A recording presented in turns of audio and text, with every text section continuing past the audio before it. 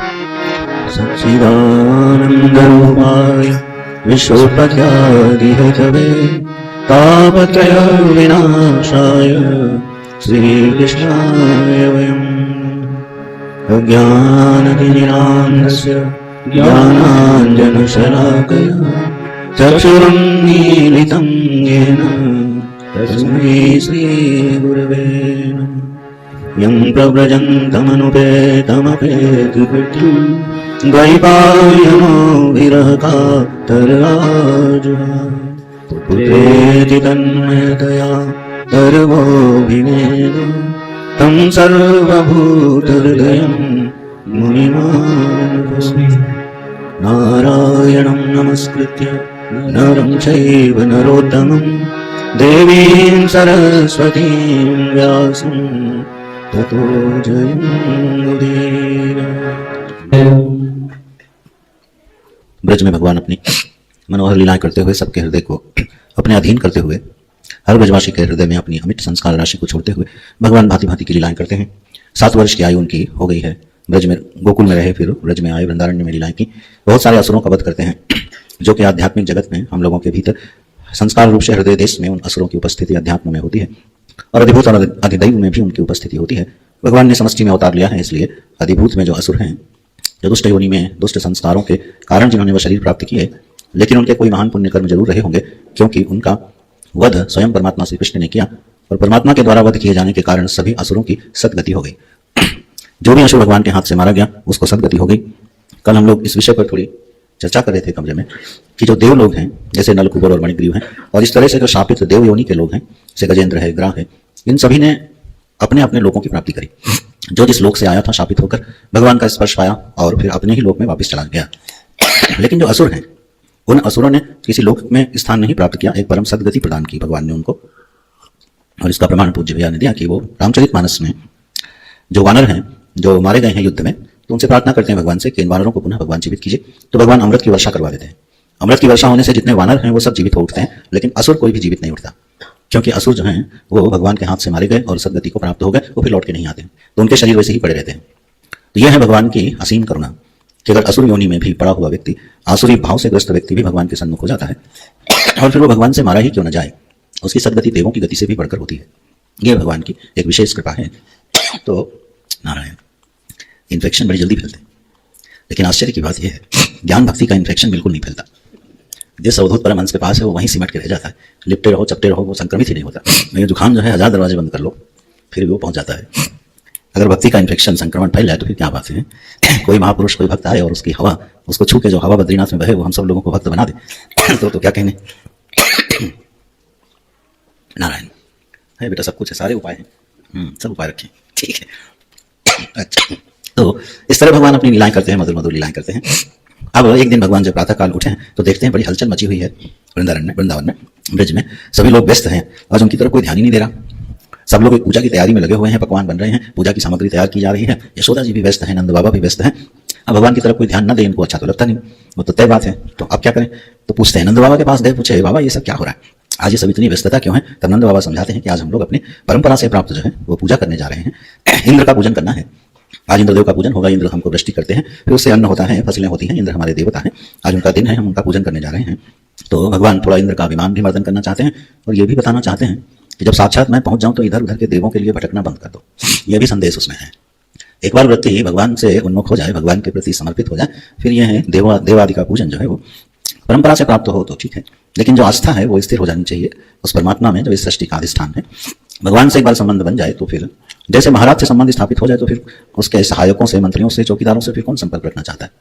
तो ये देवगण जो हैं ये सब भगवान के सहयोगी हैं, सहायक हैं, अपनी अपनी भूमिका निभा रहे हैं। अगर संबंध भगवान से ही हो जाए तो फिर इनसे डरने की कोई जरूरत नहीं रह जाती है।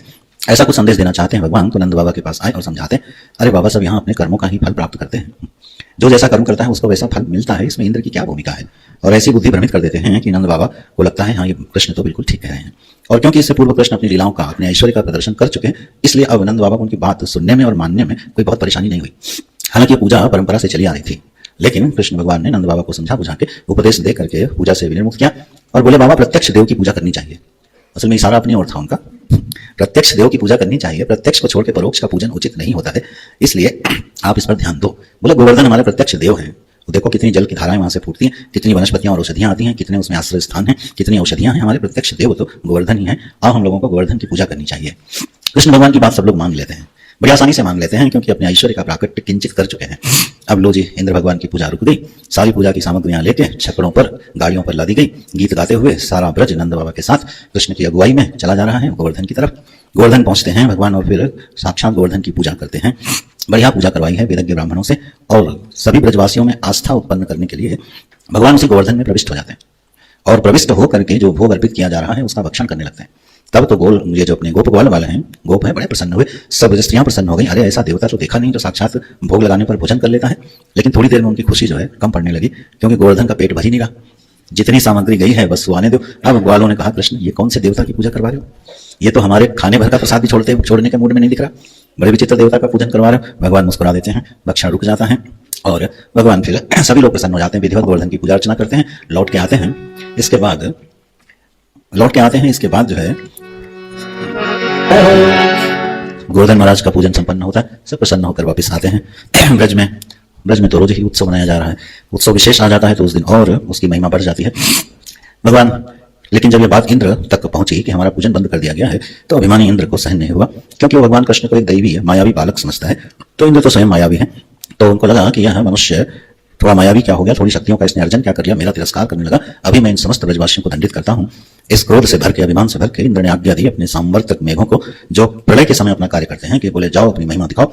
तो बड़े तीव्र वेग से जलवृष्टि होने लगती है, आंधियां चलने लगती हैं, ब्रज चारों तरफ से घिर जाता है। आंधी तूफान से मोटी मोटी जलधार गिरने लगती है। अब लगता है कि ब्रज बचेगा नहीं। सारे ब्रजवासी भयभीत हो जाते हैं और सब नंद बाबा से कहते हैं, अरे देखो हम लोगों ने गलती करी, कृष्ण की बातों को ध्यान से सुन लिया, और ये हम लोगों को नहीं करना चाहिए था। वो विस्मित होते हैं, भ्रमित होते हैं, शंकित होते हैं। लेकिन अब उनका शरणागति कृष्ण भगवान के ऊपर बढ़ती जा रही है, तो कृष्ण से ही रक्षा की मांग करते हैं। हे कृष्ण, तुम ही कुछ कर सकते हो और हमको बचा सकते हो। भगवान मुस्कुरा देते हैं। अच्छा, ये इंद्र को भी अभिमान हो गया। ये अहंकार और अभिमान बड़ी मजेदार चीज है, किसको कहाँ कैसे हो जाए कुछ पता नहीं चलता। तो भगवान मुस्कुरा देते हैं, अपनी माया का प्रभाव देख करके सबको आश्वासन देते हैं। बोलते हैं चलो गोवर्धन नाथ के पास ही चलते हैं, जिनका पूजन किया था। सबको वहां ले जाते हैं और एक अलौकिक लीला दिखाते हैं। खेल ही खेल में गोवर्धन पर्वत को उसकी जड़ों से उखाड़ लेते हैं और अपनी एक उंगली पर उसको धारण कर लेते हैं। गोवर्धन को अपनी एक उंगली पर धारण कर लेते हैं। इसी से भगवान का नाम पड़ा गिरधारी। तब से गोवर्धनधारी भगवान की जय। तो गोवर्धन को धारण कर लेते हैं भगवान, और उसकी तलहटी में सभी ब्रजवासियों को सुरक्षित कर लेते हैं। 7 दिनों तक वृष्टि होती रही है।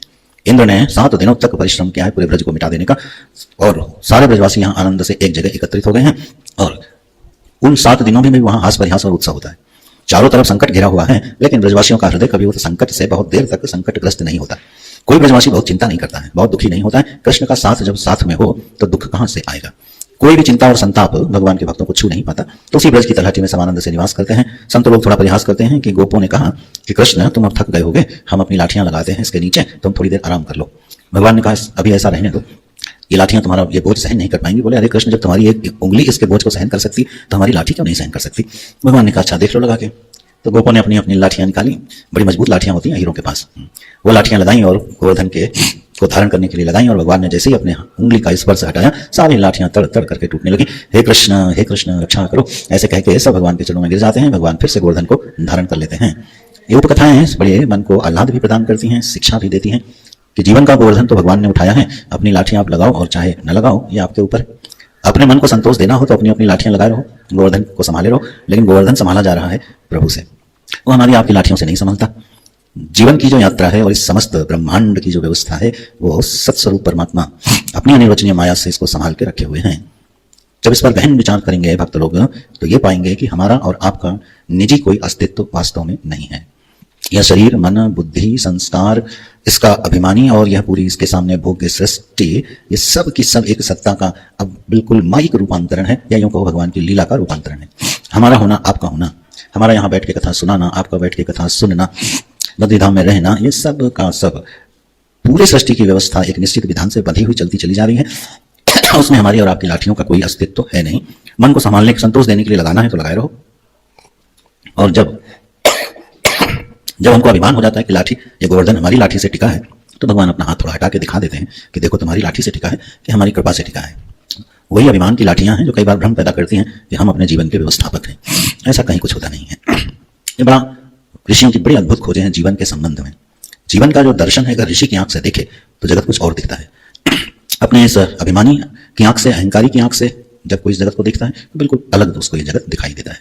लेकिन अगर प्रज्ञा की आंख से दिखाई दे जाए, वेदों की आंख से दिखाई दे जाए, महाराज जी तो कहते थे अपनी आंख से जगत देखना परिच्छिन्नता है और भगवान की आंख से जगत देखना अनंतता है। अनंत का भी दर्शन होता है कब? जब आप भगवान की आंख से देखोगे।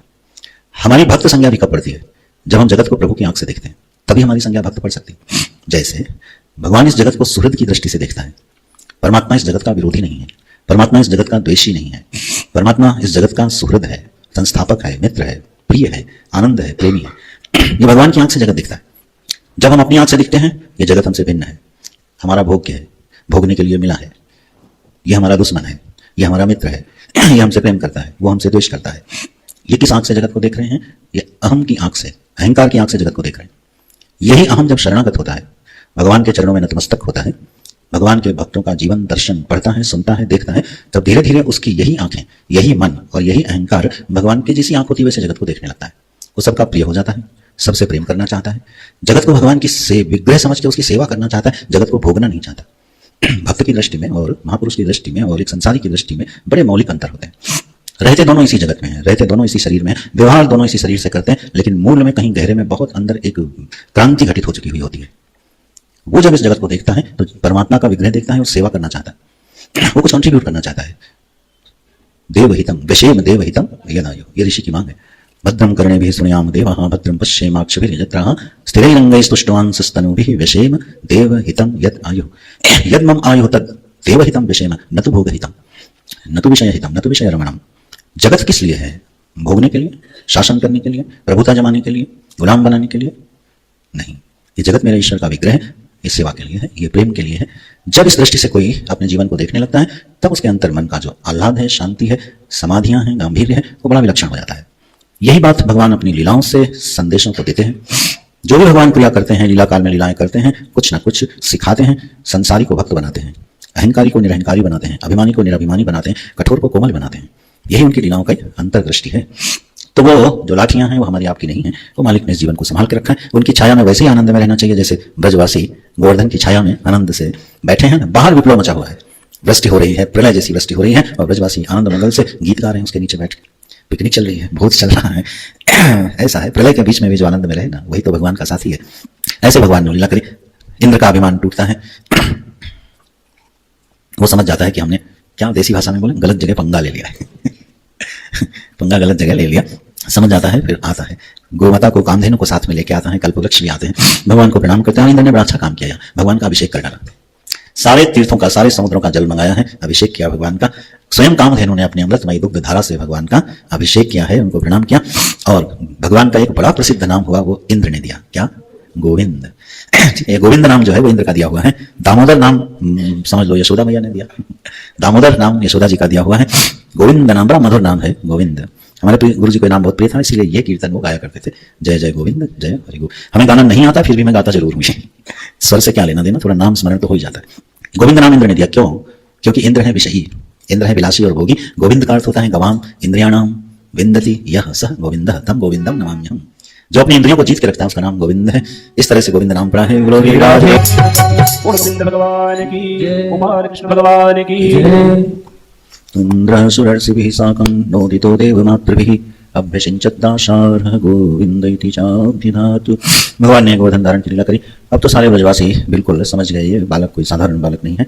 और फिर उसी रात, एकादशी का एक दिन था और द्वादशी को अर्धरात्रि में नंद बाबा गलती से यमुना में प्रवेश करके स्नान कर लिए। मध्यरात्रि में ये वरुण देव का अपमान है, वो स्नान का समय नहीं होता। पवित्र सरोवरों और नदियों में ब्रह्म मुहूर्त काल शुरू होने पर ही स्नान करना चाहिए, नहीं तो वह वरुण देवता क्षुब्ध होते हैं। बाबा को कुछ भ्रम हो गया, स्नान करने चले गए, वरुण के अनुचर उनको पकड़ के ले जाते हैं। हला हो गया, नंद बाबा गायब हो गए, अदृष्ट हो गए। भगवान जाते हैं सीधे वरुण लोक में। जैसे ही भगवान को वरुण देव ने देखा है, अपने परिकरों के साक्षात खड़े होकर भूमिष्ठ प्रणाम करते हैं। सुंदर वरुण लोक का दर्शन करते हैं नंद बाबा और आश्चर्यचकित हो जाते हैं। अरे भूमि पर तो छोड़ो, इसका वरुण लोक में भी इतना सम्मान है। आह्लादित हो जाते हैं, यह कृष्ण सर्वत्र सम्मानित है। ऐसा भगवान की वहां लीलाएं चलती रहती हैं और अब वो जो विशिष्ट जीव हैं जो गोपियों का शरीर रख कर आए हैं उनको भगवान एक ऐसा आंतरिक अत्यंत मधुर रस से भरा हुआ आह्लाद प्रदान करते हैं जो कि बहुत दुर्लभ, किसी किसी कल्प में, किसी ब्रह्मांड में कहीं पर ऐसी दुर्लभ लीलाएं हुआ करती हैं। वर्तमान में कलिकाल आदि के प्रभाव से और बुद्धियों में क्योंकि इतना औदार्य और इतनी समझ ना होने से भगवान की कुछ लीलाओं को लोग समझ नहीं पाते हैं, वो भगवान की कृपा से ही समझी जाती हैं। तो अब भगवान ने उन विशिष्ट जीवों को जिन्होंने उनका वर्ण किया है, अपना सर्वस्व त्याग करके जिन्होंने कांत भाव से भगवान का वर्ण किया है, उनकी अभिलाषा को पूरी करने के लिए अब भगवान पूरी योजना बनाते हैं कि भगवान पिता रात्रि शरदोत्फुल्ल मल्लिका विचरन्तुं मनश्चक्रे योगमायामुपाश्रितः तदोडुराजः ककुभकरैर्मुखं प्राच्या विलिम्पन् अरुणेन शन्तमैः सचर्षणीनामुद्घात्सुचो मृजन् प्रियप्रियाया इव दीर्घदर्शनः। ये तो पाठ ही कर जाना चाहिए, किंचित भी जिसको संस्कृत समझ में आती हो उसका पाठ ही कर जाना चाहिए। भगवान ने पूरी योजना बनाई और उन रात्रियों को, शरद की जो रात्रियां हैं जिसमें चारों तरफ मल्लिकाएं खिली हुई हैं, भगवान ने क्या किया, अपने मन को तैयार किया और अपने भक्तों को आह्लाद प्रदान करने के लिए मानो नए मन का निर्माण कर लिया। भगवान तो सर्वबुद्धि दृक् है, उनका अपना मन नहीं हुआ करता।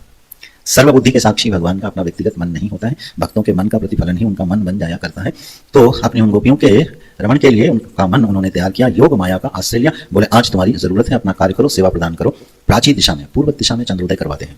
आज का चंद्रोदय कुछ विशिष्ट होता है, विशिष्ट चंद्रोदय होता है। उसमें से जो किरणें निकलती हैं, जो चंद्र जब उदय होता है तब उस लालिमा लिए हुए होता है, जैसे अरुणोदय हो रहा हो, तो जैसे रोली और केसर से मिली हुई कोई सुगंधित रश्मियां हों, ऐसे है उस दिन शरद का चंद्र जो है रोली केसर मिश्रित अपनी कोमल रश्मियों को बिखेर देता है।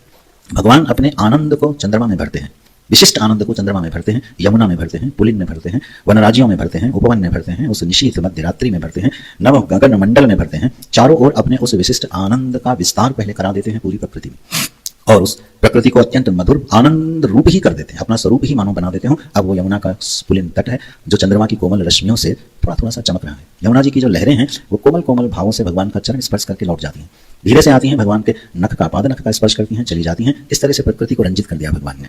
अब बैठ जाते हैं और वेणुनाद करते हैं। वह सुंदर मधुर वेणुनाद होता है, आवाहन किया जाता है वेणुनाद के आश्रय से, तो वह वेणुनाद उस पूरी प्रकृति में भर जाता है। उस आनंदात्मिका प्रकृति में मानो आनंद का समुद्र व आनंद के झोंके से हिलोने लेने लगा हो, ऐसे उस अति विशिष्ट आनंद की उत्पत्ति करा देते हैं भगवान उस अपने नाद स्वर से और गीत गाते हैं, वेणुनाद करते हैं।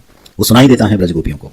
तो निशम्य गीतम तदनंगवर्धनम व्रज स्त्रियः कृष्ण गृहीत मानसाः आजग्मुः अन्योन्य लक्षितोद्यमाः सयत्र कांतो जवलोल कुंडलाः। जैसे ही नाद सुना है, और आश्चर्य की बात यह जो मैं कल कह रहा था, इस पर कुछ भगवान कृपा करेंगे तो हम चर्चा करेंगे, वह नाद सुनाई दिया केवल और केवल गोपियों को। बजाया भगवान ने उसको समष्टि में, सार्वजनिक रूप से, कोई अंतर्नाद नहीं था। समष्टि में जैसे अपनी वंशी बजाते थे, पूरा ब्रज सुनता था, उस दिन भी उन्होंने वही वंशी बजाई, उसी तरह से वो बजी, लेकिन सुनी उन्होंने ही जिनको प्रभु ने वर्ण किया हुआ था। बाकी किसी को वंशी सुनाई नहीं देती। गोपियां को जैसे वंशी की ध्वनि सुनती हैं, आवाहन हो गया, निमंत्रण हो गया, तो जो जो काम कर रही थी वो काम करके छोड़ के वैसे ही चल देती। कोई दूध उबाल रही थी, अग्नि पर दूध को उबलता छोड़ के मंत्रमुग्ध होकर चल देती।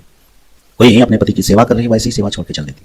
कोई भोजन पका रही है, वो वैसे ही छोड़ के चल देती। कोई बुहारी कर रही है, वो वैसे ही छोड़ के चल देती है। सुखदेव जी ने लगभग 10 या 8 क्रियाओं का वर्णन किया है जो गृहस्थाश्रम में माताएं बड़े रुचि पूर्वक करती हैं। उन सारे 8 या 10 क्रियाओं का वर्णन श्री सुखदेव जी करते हैं। वो सबको छोड़ के बिल्कुल ऐसे ही छोड़ के चल देती, और आश्चर्य की बात वो चली गई और ब्रज में किसी को पता भी नहीं चला कि वो गई भी है। ये भान ही किसी को नहीं हुआ कि गोपियां वहां नहीं है। ये बड़ी अद्भुत लीला है भगवान की। किस शरीर से गई पता नहीं, लेकिन वो चल देती हैं और सब कुछ छोड़ के वहीं का वहीं। परमात्मा का आवाहन आए और फिर भी आदमी रुका रहे, होता नहीं है। वो चल दी छोड़ के, और कुछ गोपियों को तो मार्ग नहीं मिला। वो इतनी उतावली हो गई कि अपने घर से निकलने का मार्ग ही नहीं ढूंढ पाई, तो वहीं भगवान का ध्यान करती हैं। और उस ध्यान का फल देखिए क्या है कि दुष्चाप्रेष्ट विरह तीव्रताप दुताशुभः ध्यान प्राप्ताच्युत श्लेष निर्वृत्या क्षीण मंगलः तमेव परमात्मानं जारुबुद्ध्यापि संगतः जहुर्गुणमयं देहं सद्यः प्रक्षीण बंधनः। उनके जो व्याकुल इतनी वेदना हुई उनके हृदय में, जब उनको मार्ग नहीं मिला तो उनका ध्यान लग गया। ध्यान में अपने प्रियतम कृष्ण को वह अपने हृदय में बसाती हैं। उस ध्यान के 2 परिणाम श्री सुखदेव जी वर्णन करते हैं। पहले तो पाप नष्ट हो गए, अशुभ नष्ट हो गए, और क्षीण मंगलः बाद में उनके पुण्य भी नष्ट हो गए। बहुत मनोहर है श्रीमद् भागवत, आचार्यों से सुननी चाहिए, गुरु परंपरा से सुननी चाहिए। पाप नष्ट हुए भगवान का ध्यान करने से, ये बात तो समझ में आती है, लेकिन पुण्य भी नष्ट हो गए। क्षीण मंगलः, उनके पुण्य भी नष्ट हो गए, और जब पाप और पुण्य नष्ट हो गए तो गुणमय शरीर का कोई कारण ही नहीं बचा। तो जहुर गुणमयम देहम सद्यः प्रक्षीण बंधनः, वो देह के बंधन से विनिर्मुक्त होकर भगवान से जा मिली। पाप और पुण्य दोनों को नष्ट करके जब भगवान अपने स्वरूप के साथ अभिन्न करते हैं, वो है ये लीला। तो वह गोपियां पाप और पुण्य को नष्ट करके भगवान के साथ अभिन्न होकर उस महाराज में शामिल हो जाती हैं। शेष गोपियां अपने अपने शरीरों से, अपने अपने भावों से वहां पहुंच जाती हैं। जब वो वहां पहुंचती हैं, हम लोगों की क्या कहें, महाराज परीक्षित की बुद्धि लड़खड़ा गई। समाज में कोई क्या प्रश्न करेगा, महाराज परीक्षित की बुद्धि लड़खड़ा गई। महाराज के प्रसंग में 2 बार आक्षेप से प्रश्न पूछा है। राजोवाच, अरे सुखदेव भगवान, कृष्णम विदु परम कांतम न तु ब्रह्मतया मुने गुण प्रवाहो परमहताशाम गुणधिया कथम। भगवान, ये बात कुछ समझ में नहीं आई कि गोपियों ने तो भगवान को अपने प्रियतम के रूप में वर्ण किया था और उसके उनको ऐसा मोक्ष प्राप्त हो गया जो गुण में देह का बंधन तोड़ दे। ऐसा कैसे हो सकता है? क्योंकि परमात्मा का जो कामना से भजन करता है उसके कामना की पूर्ति करते हैं ना, नियम तो यही। ये यथा माम प्रपद्यन्ते तां तथैव भजाम्यहम्, ये गीता में भगवान का आश्वासन है। जो मुझे जैसे भजन करता है मैं उसकी उसी कामना की पूर्ति करता हूं। तो भगवान, गोपियों ने भगवान को प्रियतम के रूप में वर्ण किया, ये बात ठीक है, तो भगवान उनको प्रियतम के रूप में प्राप्त हो गए, ये बात भी ठीक है। लेकिन ऐसा होने पर भी उनका गुण बंधन कैसे समाप्त हो गया, जीवत्व कैसे खत्म हो गया, वो ब्रह्मनिष्ठ कैसे हो गई, अनंत में विसर्जन कैसे हो गया, जबकि भजन तो उन्होंने कामना से किया था। यही वो सूत्र है जहां से भगवान की इस लीलाओं को समझा जा सकता है। तो सुखदेव जी थोड़ा उत्तर देते हैं। पहले तो एक बार प्यार से समझा देते हैं, राजन, मैं तुमसे पहले भी कह चुका हूं कि भगवान को जो जैसे बचता है, कामम क्रोधम भयम स्नेहम ऐक्यम सौहृदम एवं च नित्यम हरो विदधतो यान्ति तन्मयताम हिते। अरे राजन, कोई काम से, क्रोध से, भय से, स्नेह से, ऐक्य की भावना से, मित्र की भावना से, चाहे जिस भावना से भजे, मैं उसका कल्याण ही करता हूं, इसमें कोई शंका तुमको नहीं करनी चाहिए। समझा देते हैं और फिर लीला का वर्णन शुरू करते हैं। गोपियां पहुंच जाती हैं, जबल कुंडला, उनके कुंडल हिल रहे हैं, केश बिखर गए हैं, दौड़ती हुई आ रही हैं। और आश्चर्य की बात, एक दूसरे से छिपके आ रही। आना एक जगह है लेकिन अन्योन्यम अलक्षितोद्यमा, हम जा रहे हैं ये बात दूसरे से छिपा के जा रहे हैं। क्यों? हर जीव की यात्रा बिल्कुल अकेली होती है। तो चर्चा हो पाएगी तो करेंगे। जीव का जो परमात्मा के साथ मिलन है वो सामूहिक नहीं होता, वो नितांत वैयक्तिक होता है। जीव बिल्कुल अकेला है और वो अकेले ही अपने परमात्मा से मिलता है, भीड़ के साथ नहीं मिलता। अनन्योलक्षितोद्यमा, इसलिए वो एक दूसरे से छिपती हुई दौड़ती हुई पहुंचती है। अब भगवान ने तो सारी तैयारी कर रखी है, रंगमंच सजा हुआ है, वहां तो आनंद ही आनंद बिखरा हुआ है। और ये आनंद भूलोक का नहीं है, पंचभूत का नहीं है, प्रकृति का नहीं है, प्रधान का नहीं है। ये विषय से असंस्पृष्ट आनंद है। ये आत्मानंद को भगवान ने मानो पहले प्रकृति में भर दिया। ये कुछ बड़े ही विलक्षण तरीके का आनंद है। ऐसे भगवान ने वहां पर जब वो प्रतीक्षा ही कर रहे हैं, लेकिन जब पहुंचते हैं तो बड़े अच्छे से स्वागत करते हैं कि स्वागतम वो महाभागाः प्रियं किं करवाणि वह व्रजस्यानामयं कच्चित् भूतागमनकारिणम्। बड़ा सताया। पहले तो स्वागत किया, बोलो मैं तुम्हारा क्या प्रिय करूं देवियों, मैं तो आपकी प्रतीक्षा में हूं। गोपियां प्रसन्न हो जाती हैं, लेकिन अगला ही वाक्य जैसे मुख से मिला, यहां अपने आने का कारण बताओ। बुलाया खुद है, आवाहन खुद किया है, अभी परीक्षाएं बाकी हैं। विसर्जन बड़ी टेढ़ी खीर है, परीक्षाएं बाकी हैं तो बोलते हैं मैं, हाँ आप अपने आने का कारण बताओ। अरे देवियों, रजस्शेषा घोर रूपा घोर सत्व निषेविता प्रतियात व्रजम नेह स्त्री हम स्त्री भी सुमध्यमाः। अरे सुंदर स्त्रियों, तुम वापस लौट जाओ, ये घोर अंधेरी रात है, तुम्हारा यहाँ रहना ठीक नहीं है, धर्म विरुद्ध भी है, तुम ब्रज में लौट जाओ। ऐसे जब कहते हैं तब गोपियां खिन्न हो जाती हैं। लेकिन यहाँ बड़ा सुंदर संवाद है। भगवान पहले उनको लौटने के बहुत सारे कारण बताते हैं, तुमको यहाँ नहीं रहना चाहिए, धर्म का उपदेश देते हैं। मीमांसा है, धर्म का उपदेश देते हैं, बहुभांति समझाते हैं कि ये तुम्हारा स्वधर्म नहीं है। भगवान की बात सुनकर के पहले तो गोपियां खिन्न हो गई। इति विप्रियम आकर्ण्य गोप्यो गोविंद भाषितम विषण्णा भग्न संकल्पाश्चिंतामा पुरुदुरत्ययाम। बड़ी चिंताग्रस्त हो गई, नखों से धरती को कुरेदने लगी, आंखों से अश्रु की धार गिरने लगी, बड़ी खिन्न हो जाती हैं। लेकिन उसके बाद जो उत्तर दिया है भगवान को कि भगवान भी चुप हो गए। मा एवं विभोरति भवान गदितो नशंसं संत्यज्य सर्व विषयांस्तव पादमूलम भक्ता भजस्व गुणवग्रहमात्यजास्मान् देवो यथा आदिपुरुषो भजते मुमुक्षून्। जैसे आदिपुरुष परमात्मा अपने मुमुक्षु भक्तों का सेवन करता है। किस मुमुक्षु का सेवन करता है? जो सारे कर्तव्यों की, सारे स्वधर्मों की जंजीरों को काट करके भगवान का प्रेमी हो जाता है। ऐसे मुमुक्षुओं का प्रभु आप स्वागत करते हो कि नहीं करते हो, पहले ये बताओ। अगर आपने वेदवाणी से और उसमें से वेदवाणी रूप बड़ी मोटी रस्सियों से लोगों को विधि और निषेध के दायरे में आपने बांध के रखा हुआ है, ये तुम्हारा स्वधर्म है जीवो, तुमको ये करना चाहिए, ये कर्तव्य है, तुमको ये पालन करना चाहिए। लेकिन प्रभु ये बताओ, जब इन सारे स्वधर्मों और कर्तव्यों को कोई छोड़ करके आपके प्रेम में दीवाना होकर के संन्यस्त हो जाता है, सारे आश्रम मर्यादाओं को छोड़ देता है, तो आप उसका तिरस्कार करते हो कि स्वागत करते हो? वेदांती बनकर उत्तर देती हैं गोपियां भगवान के प्रश्नों का। भगवान समझ लेते हैं कि ये बिल्कुल दृढ़ मुमुक्षु हैं, ये हमारे पक्के भगत हैं, अब ये हिलने वाले नहीं हैं। मेरी माया भी अब इनके चित्त को विचलित करने में समर्थ नहीं है। ये बात परमात्मा पहले पक्की कर लेते हैं। अनंत में विसर्जन करने से पहले अहम का लेश भी संभव नहीं, अहम का लेश मात्र, बिंदु मात्र रहते हुए कभी किसी का अनंत के साथ ऐक्य नहीं हुआ, हो सकता नहीं, और यह विशिष्ट आनंद किसी जीव को अनुभव में आ नहीं सकता। तो भगवान उस दोष को भी मिटा रहे हैं, ये उनकी कृपा है, क्योंकि वर्ण पक्का है। यमेव एष वृणुते तेन लभ्य आत्मा तस्य विवृणुते तनुगं स्वाम, ये श्रुति कहती है। वर्ण अगर पक्का है तो स्वागत पक्का है। किसका? परमात्मा का। कल्पना करो कि जीव का स्वागत कौन कर रहा है? परमात्मा। अरे प्रभु किस जीव का स्वागत करेगा? प्रभु उसी जीव के दूसरी जीव का स्वागत करेंगे जो उनका हो चुका होगा, सर्वतो भावेन उनका हो चुका होगा, प्रहलाद जी की तरह उनका हो चुका होगा, माता कुंती की तरह उनका हो चुका होगा, अर्जुन की तरह उनका हो चुका होगा। जो सर्वतो भावेन उस परमात्मा के प्रति अनन्य श्रद्धा के साथ समर्पित होकर अपने व्यक्तिगत जीवन के भार को, चिंता को और दृष्टि को ही नष्ट कर देता है, उसको यह सौभाग्य मिलता है जो ये आह्लाद और रमण है। अत्यंत अद्भुत, अलौकिक और दिव्य है, जो श्री सुखदेव जी ही वर्णन कर सकते हैं, हमारे आपकी बस की बात नहीं। तो भगवान पक्का कर लेते हैं, परीक्षा ले लेते हैं, और उसके बाद जब देख लिया तो भगवान अरिरमत, भगवान रमण करते हैं। इति विक्लवितं तासां श्रुत्वा योगेश्वरेश्वरः प्रहस्य सदयं गोपी आत्मा रामोऽप्यरिरमत। आत्माराम होने पर भी भगवान रमण करते हैं। गुरु जिसको बोलते रहे हैं कृष्ण का आत्मरमण है और गोपियों का कृष्ण रमण है। यह संबंध है इस लीला में। कृष्ण गोपी रमण नहीं करते हैं, वो आत्मरमण है, क्योंकि समस्त गोपियों के हृदय में वही तो बैठे हैं। सर्वभूतों के वासी, सर्व घट के वासी कहीं अलग से बैठ के थोड़ी रमण करते हैं। वो तो अपने आत्मानंद में रमण करते हैं, गोपियों को अपने में कृष्ण में रमण कराते हैं, अपने दिव्य आह्लाद में रमण कराते हैं। ऐसे वहां नृत्य आदि प्रारंभ करते हैं, भगवान भांति भांति की लीलाएं करते हैं। सारी सृष्टि विस्मित हो गई, विस्मित होकर नवमंडल भर गया है, समस्त अलौकिक दैवीय लोगों से भर गया। जिनके नेत्र इस महाराज को देखने के अधिकारी हैं, वो सब के सब उपस्थित हो जाते हैं। लता पता वृक्ष ऋषि मुनि देव गंधर्व किन्नर सब भगवान की अद्भुत लीला का दर्शन करते हैं, पुष्पों की वृष्टि करते हैं। पूरी प्रकृति परमात्मा के इस अलौकिक लीला में उनकी सेविका की तरह साथ देती है। पुष्प बिखर जाते हैं, सुगंधित गंध बहने लगती है, चंद्रमा आह्लाद से आह्लादित होकर अपने को संभाल नहीं पाते, यमुना जी कंपी जा रही हैं, अपनी लहरों को संभाल नहीं पाती। ऐसा अद्भुत अलौकिक छटा भगवान ने बिखेरी। तब गोपियों को अभिमान हो गया। एवं भगवतः कृष्ण आलब्धमाना महात्मनः आत्मानं मे निरे स्त्रीणां मानिन्योधिकं भुवि। अब गोपियों को थोड़ा अभिमान हो गया। बड़ा विचित्र मामला है ये। क्या अभिमान हो गया? इस स्थल पर भी अभिमान, प्रेम और ज्ञान की दिव्य पराकाष्ठा पर भी अभिमान। बोले हाँ, ये बहुत दूर तक जाता है। क्या अभिमान हो गया? बोले हम इस ब्रह्मांड की नहीं, अनंत कोटि ब्रह्मांडों की वो सर्व महिमाशालिनी स्त्रियां जिनको भगवान के साथ विहार करने का अवसर मिल रहा है, बस ये अभिमान हो गया। ये किस बात का अभिमान है? अपनी विशिष्टता का। विशिष्टता का नाम ही परिच्छिन्नता है और परिच्छिन्नता का नाम ही अहंकार है। विसर्जन कैसे होगा? हम रह गया ना, किसी बिंदु रूप में रह गया। भगवान ने कहा हमें तो इसको भी निकाल के फेंक देना है। जैसे ही गोपियों का अभिमान हुआ कि दुनिया की नहीं ब्रह्मांड की, अरे लक्ष्मी जी को ये सौभाग्य क्या मिला होगा जो आज हम गोपियों को मिला है, ऐसी अभिमान होते ही भगवान वहां से अंतर्धान हो जाते। तो अंतर्हिते भगवती सहसैव व्रजांगना, भगवान अंतर्ध्यान हो जाते। बड़े गोपियों को तत्क्षण एहसास हो जाता है गलती हो गई। अब गलती हो गई तो हो गई, दंड तो भुगतना होगा। तो विरह की वेदना में अग्नि में वो जलने लगती हैं और उन्मत्त हो जाती हैं। परस्पर भगवान कृष्ण की लीलाओं का गान करती हैं, चर्चा करती हैं। बड़ी व्यग्रता से, बेचैनी से भगवान को चारों ओर ढूंढती हैं। वन में जब ढूंढते हैं और चरण चिन्ह भगवान के दिखाई देते हैं, उनका अनुकरण करके ढूंढती जाती हैं और फिर रुक जाती हैं। बोलते हैं अगर हम इनको वन में ढूंढेंगे तो ये हमारे कृष्ण वन में और अंदर अंदर चले जाएंगे, तो उनके जो कोमल कोमल चरण कमल है ना, वो बड़े कंटकाकीर्ण मार्गों से उनको कष्ट होगा, इसलिए हम उनको वन में नहीं ढूंढेंगे। ऐसा प्रेम है भगवान से। लौट आती हैं वन से, इसलिए नहीं ढूंढेंगे कि छुपेंगे भगवान तो उनको कष्ट होगा, वन के जो कांटे हैं उनके पैरों में गड़ेंगे। ऐसे अद्भुत प्रेम से आती भगवान का स्मरण करने लगती। जो लीलाएं ब्रज में करी हैं आपस में अनुकरण करके स्मरण करती हैं और फिर एक बड़ा प्रसिद्ध गीत गाती हैं विरह का, जो गोपी गीत के नाम से प्रसिद्ध हुआ है।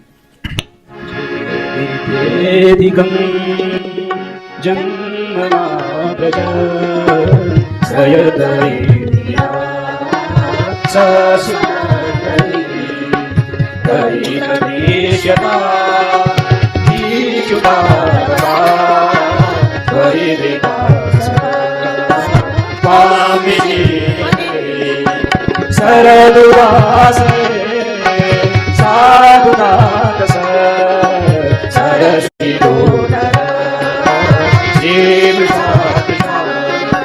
सूरनाथ दे असुरनाशिका वरदई नमो देहनी विसर्जनाया यालराक्षसा हर्षमारुता मेघवाहना विषमयात्मका विश्वतो भया ऋषभदेवयं रक्षितामु न करो गोपिका नन्दनो भगवान् अखिलेनान्तरात्मने विश्वनादिको विश्वोदरे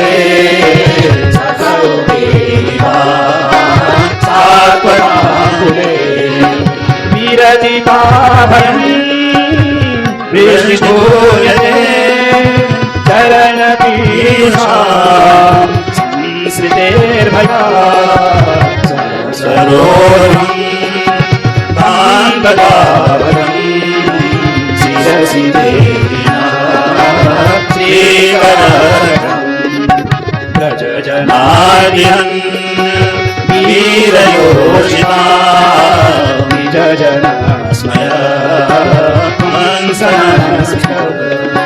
भज समे भवतीकरेष्मनो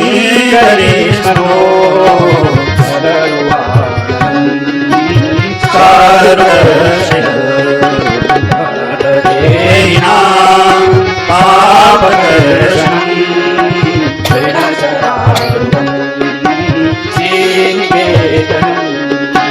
मणिपणादिकं देवताम्बुजं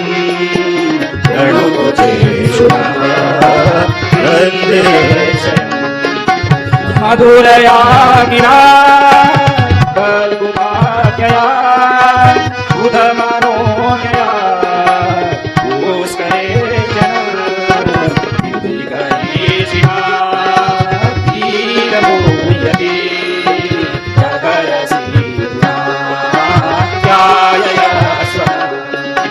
तव कथामृतं तातजीवनं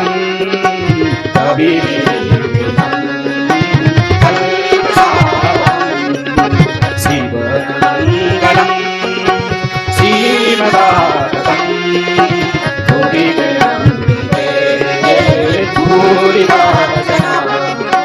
प्रशस्तं प्रिय श्री कृष्ण नारायण। जयति तेऽधिकं जन्मना व्रजः श्रयत इन्दिरा शश्वतगृहे दयितु दृश्यतां दिक्षुतावका त्वयि धृता सवस्तां विचिन्वते शरदुदाशये साधु जातसत् सरसिजोदर श्रीमुषादृशा सुरतनाथ ते अशुल्कदासिका वरद निर्नतो नेह किं वदः। सारी गोपियाँ भगवान के वियोग में भगवान का स्मरण करती हैं। विरह गीत है, इसको बहुत भाव से भक्तों के द्वारा बहुत जगह गाया जाता है। हमारे भक्ति के संप्रदाय में इस गीत का बहुत महत्व है। भगवान के प्रति जो व्याकुलता है, जो वेदना है, जो आवाहन है, जो पुकार है, जो पीड़ा है, वो इस गीत में से निकल बिखरती है बाहर। वहाँ गोपियाँ जो बिल्कुल अंतिम महाविसर्जन के पास हैं और वहां से जब लौट आती हैं तो उनकी पीड़ा कितनी होती होगी। जीवन का सबसे मधुरतम क्षण और आत्यंतिक क्षण, जहां से अब यह सारी परंपराएं, सारे संसरण समाप्त हो जाने वाले हैं, केवल आनंद सिंधु में एक ऐसा विसर्जन जो सिर्फ आनंद होकर रह जाए, उसके बिल्कुल प्रवेश द्वार में प्रविष्ट होकर के जैसे उनको किसी ने बाहर फेंक दिया हो अपने अभिमान से, उस अभिमान को नष्ट करते हैं अपने इस विरह की वेदना से। भगवान हे कृष्ण, जब से आपने इस ब्रज में जन्म लिया है तब से लक्ष्मी जी ने यहीं पर निवास कर लिया। इस ब्रज की जो महिमा है वो इतने लोकांतर हैं, इतने विशिष्ट लोक हैं, वैकुंठ है, स्वयं आपका वैकुंठ लोक है, बड़ा मनोहर है, योगियों के लिए भी दुर्लभ है। ऐसे अनंत लोक होंगे प्रभु, लेकिन जब से आपने ब्रज की भूमि पर लीलाएं करी हैं, यह ब्रज की भूमि समस्त लोकों से ऊपर निकल गई है, श्रेष्ठ हो गई है, और लक्ष्मी जी तो यहीं आके बस गई हैं, अपने डेरा डाले रहती हैं। हे दयित, हे दया करने वाले करुणा सिंधु परमात्मा, हम आपके भक्त, हम आपकी दासियां आपको चारों ओर ढूंढते हैं। त्वयि धृता सब त्वां विचिन्वते, हमारे प्राण ही तुम में रखे हुए हैं। ऐसे हमारे प्राण प्रिय भगवान कृष्ण, हम आपको यत्र तत्र इधर उधर भटक के ढूंढ रहे हैं, आप आइए। आपकी शोभा और सुषमा कैसी है, जब कमल खिलता है, शरदकालीन कमल जब सरोवर में खिलता है, उसमें जो पराग निकलता है और उसकी जो शत कर्णिकाएं होती हैं, उस कर्णिका के मध्य का जो भाग होता है, उस मणिकर्णिका को भी, उसका जो सौंदर्य है, वह सौंदर्य आपकी दृष्टि से फीका पड़ जाता है, आप उसके सौंदर्य को भी चुरा लेते हो। भगवान अपनी दृष्टि से प्रकृति के किसी भी सौंदर्य को फीका कर देते हैं, क्योंकि वो सौंदर्य निधि है। भगवान ऐसे जो मधुर इस स्नेह से सिंचित आपकी दृष्टि है, उससे हमें अनुग्रहित कीजिए। और हे सूरतनाथ ते अशुल्क नासिका, संबोधन है भगवान का, हे सूरतनाथ, मेरे स्मरण के, मेरी स्मृतियों के स्वामी। ये गोपियां ही कह सकती हैं, कोई भक्त ही कह सकता है संबोधन, हे सूरतनाथ, हमारी स्मृतियों के आप स्वामी हैं। जीव की स्मृतियों का स्वामी तो वैसे उसके विषय भोग और संस्कार होते हैं, लेकिन भक्तों की स्मृतियों के स्वामी कौन है? भगवान। बहुत सुंदर संबोधन है। कोई भक्त देख सकता है कि हमारी स्मृतियों के स्वामी आप हैं, जगत नहीं है। हमारी स्मृतियों का स्वामी हमारा कोई ममतास्पद व्यक्ति नहीं है, पिता नहीं है, पुत्र नहीं है, पति नहीं है, विषय नहीं है, पद नहीं है, प्रतिष्ठा नहीं है। हमारे अपनी देह और हमारा अपना जीवन भी हमारी स्मृतियों पर अधिकार करने में समर्थ नहीं है। हमारी स्मृतियों के स्वामी तो केवल आप हो, ये वो संबोधन है। हे सूरतनाथ, हम आपके बिना मोल की दासियां हैं। अभी तक हम लोग यही पढ़ते रहे, लेकिन इस बार एक बड़ा अद्भुत अर्थ मिला, भगवान ने दिया। अशुल्क दासिका का मतलब होता है कि जो दासी बिना तनख्वाह लिए काम करती है, शुल्क लिए बिना काम करती है, उसको बोलते हैं अशुल्क दासिका। ये शब्द थोड़ा हल्का लग रहा था। भगवान से ये नहीं कहेंगे कि हम तुम्हारी सेवा करते हैं, तुमसे कुछ लेती नहीं है, ये बात गोपियों के मुंह से अच्छी भी नहीं लगती, लेकिन शब्द यही था। एक अर्थ प्रकट हो गया इससे, श्रीधरी जी की कृपा है। अशुल्क माने जिसकी कोई कीमत नहीं है, हम आपकी बड़ी कीमती दासियां हैं, बहुत अमूल्य दासियां। ये अर्थ श्रीधरी जी ने कहीं ध्वनित किया, बड़ा आह्लाद हुआ उस दिन। ये शब्द हमेशा चुभता था प्रार्थना करते समय। गोपियां इतनी हल्की बात कैसे कहेंगी कि हम आपकी सेवा बहुत करते हैं, आपसे लेती कुछ नहीं है। उल्टा है, हे मेरी स्मृतियों के नाथ, हे कृष्ण, हम आपकी बेहद कीमती दासियां हैं, आपको ऐसी दासियां जल्दी मिलेंगी नहीं। अर्थ यह है, ऐसे भक्त भगवान तुम ढूंढते रह जाओगे कृष्ण, तुमको मिलेंगे नहीं। ये भक्त तुम खुद पैदा नहीं कर सकते हो। ये सही बात है, भगवान अपने भक्त पैदा नहीं कर सकता। भक्ति तो भक्त के हृदय में आएगी ना। जब तक भक्त अपने हृदय में भक्ति पैदा नहीं करेगा, भगवान थोड़ी बहुत मदद कर सकते हैं, लेकिन किसी को भक्त बना के भेज थोड़ी सकते हैं। तो बहुत सुंदर भाव है, अरे बहुत पछताओगे, हम तुम्हारी बड़ी कीमती दासियां हैं, हमें छोड़ के मत जाओ। और आपने तो हमारा वध ही कर दिया, कैसे? अपनी दृष्टि से। अरे अस्त्र से मारना ही मारना थोड़ी होता है, दृष्टि से जो मारता है वो तो बड़ा पीड़ा देता है। और हे कृष्ण, तुमने कहां कहां हमारी रक्षा नहीं करी है। अब रक्षक कृष्ण की याद करती हैं, कहां कहां से प्रभु आपने हमको बचाया है, और हम आपके असली वाले चेहरे को भी जानते हैं। क्या न खलु गोपिका नंदनो भवान अखिल देहिनां अंतरात्मदृक् विकन सार्थितो विश्वगुप्तये सखो देवान सात्वतम कुले। बोले ये ना समझना कि हम तुम्हारे निराकार और सर्वांतर्यामी स्वरूप को नहीं जानते, ऐसा नहीं है। तुम केवल यशोदा के पुत्र हो, ये बात तो सही नहीं है। हम भी जानते हैं तुम लीला से ही आए हो, असल में तुम इस अनंत कोटि ब्रह्मांड के अधीश्वर हो। ब्रह्मा जी ने प्रार्थना करी और आप अपनी सृष्टि की रक्षा करने के लिए इस यदुवंश में उत्पन्न हुए, ये बात हम अच्छी तरह से जानते हैं। और यही वो भाव है जिन्होंने गोपियों को कृष्ण का कांत भाव से वर्णन करने पर भी इस संसार सागर से मुक्त कर दिया, क्योंकि इस ज्ञान के साथ वर्णन किया है उन्होंने। तो प्रभु हम तुम्हारे स्वरूप को जानते हैं और फिर भाव में डूब जाती हैं। आपके जो चरण हैं, कैसे कैसे चरण हैं, अब हम लोग इसको पूरा तो नहीं पढ़ सकते, लेकिन बड़ी रसमयी ये स्तुतियां हैं। जब चरण का ध्यान करती हैं तो क्या क्या ख्याल, उनको ध्यान आने लगता है। भगवान आपके चरण कितने कोमल हैं हमको पता है, और वो चरण कहाँ कहाँ गए हैं उनकी याद करती हैं। और जब आप कालिया नाग पर चढ़कर इन चरणों से प्रहार कर रहे थे, उन चरणों का भी मुझे स्मरण है। फणिफणार्पितं ते पदाम्बुजं क्रनुकुचेषु नः क्रन्दिरक्षयम्। अरे हम आपके दासियां हैं भगवान। प्रणतु देहिनां पापकर्षणं तृणचलानुगं श्रीनिकेतनम्।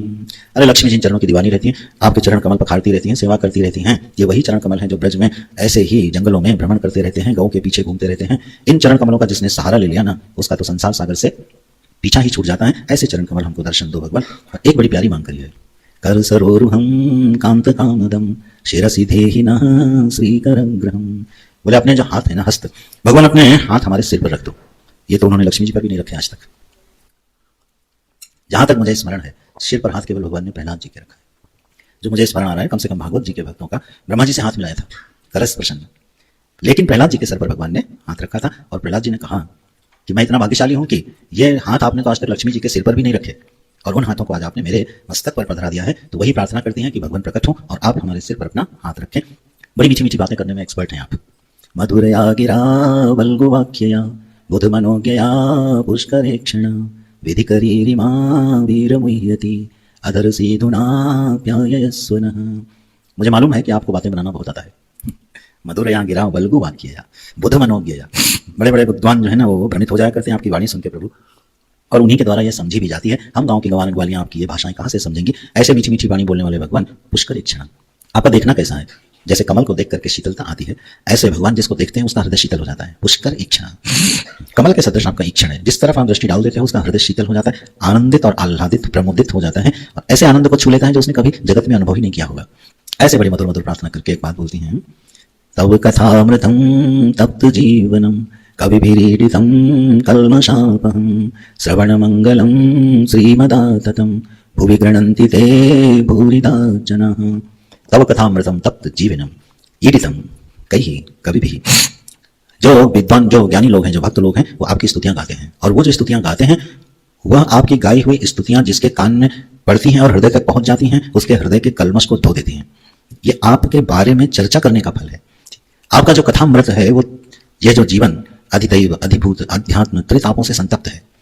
एक संसारी जीव का हृदय सदा संतप्त रहता है, कभी अवस्था से, कभी देह से, कभी कर्तव्य से, कभी व्यवहार से, कभी यश की रक्षा से। आजीवन आमरण पर्यंत देह के अभिमानी का हृदय संतप्त ही रहता है, जलता ही रहता है, चिंता में ही पड़ा रहता है बेचारा एक देहाभिमानी जीव। और ऐसा ही बस उसकी जीवन यात्रा दिखाई देती है, लेकिन प्रभु उसमें आपकी कथा क्या काम करती है। तब कथामृतम तप्त जीवन, जैसे अमृत की बिंदुएं गिर जाएं और वो शीतल हो जाए, न केवल शीतल हो बल्कि अमर हो जाए। वो क्या है, बोले आपका यशोगान। इसलिए उनको धन्यवाद देती हैं जिन्होंने आपकी इन मंगलमय कथाओं का लोगों को दान दिया है। मैं उनके चरणों में प्रणाम करती हूँ। श्रीमदाततं श्रवण मंगलम भुवि ये गृह्णन्ति ते भूरिदा जनाः। सबसे बड़े दानी इस भूमंडल पर कौन है, बोले जो आपकी मृष्टान कथाओं का दान करते हैं। यह है गोपियों की दृष्टि। सबसे बड़े दानी इस जगत के वही है जो आपका यशोगान करते हैं, लोगों के तपते हुए हृदय में अमृत की बिंदुएं डाल देते हैं और संसार सागर से छुड़ाने का मार्ग दिखा देते हैं। ऐसा तो आपका यश है। मुझे आपके यश से मतलब नहीं कृष्ण, मुझे तुम आपसे ही मतलब है। प्रहसितं प्रियं प्रेम वीक्षणं विहरणं च ते ध्यान मंगलम रहसि संविदो या हृदि स्पर्शः कुहक नो मनः क्षोभयन्ति। इस तरह से प्रार्थनाएं भगवान की बड़ी स्तुति विरह में जब भगवान की स्तुति करती, भगवान सुन के बड़े आनंदित होते हैं। भक्तों का विरह देखकर भगवान बड़े आह्लादित होते हैं, और इसीलिए वो विरह देते हैं, क्योंकि जब भक्त भगवान के विरह में उनका स्मरण करता है, ये बात जब भगवान देखते हैं तो बड़े प्रसन्न होते रहते हैं। अरे जब हमें कोई याद करता है और हम सुनते हैं वो याद कर रहा है तो कितनी खुशी होती है।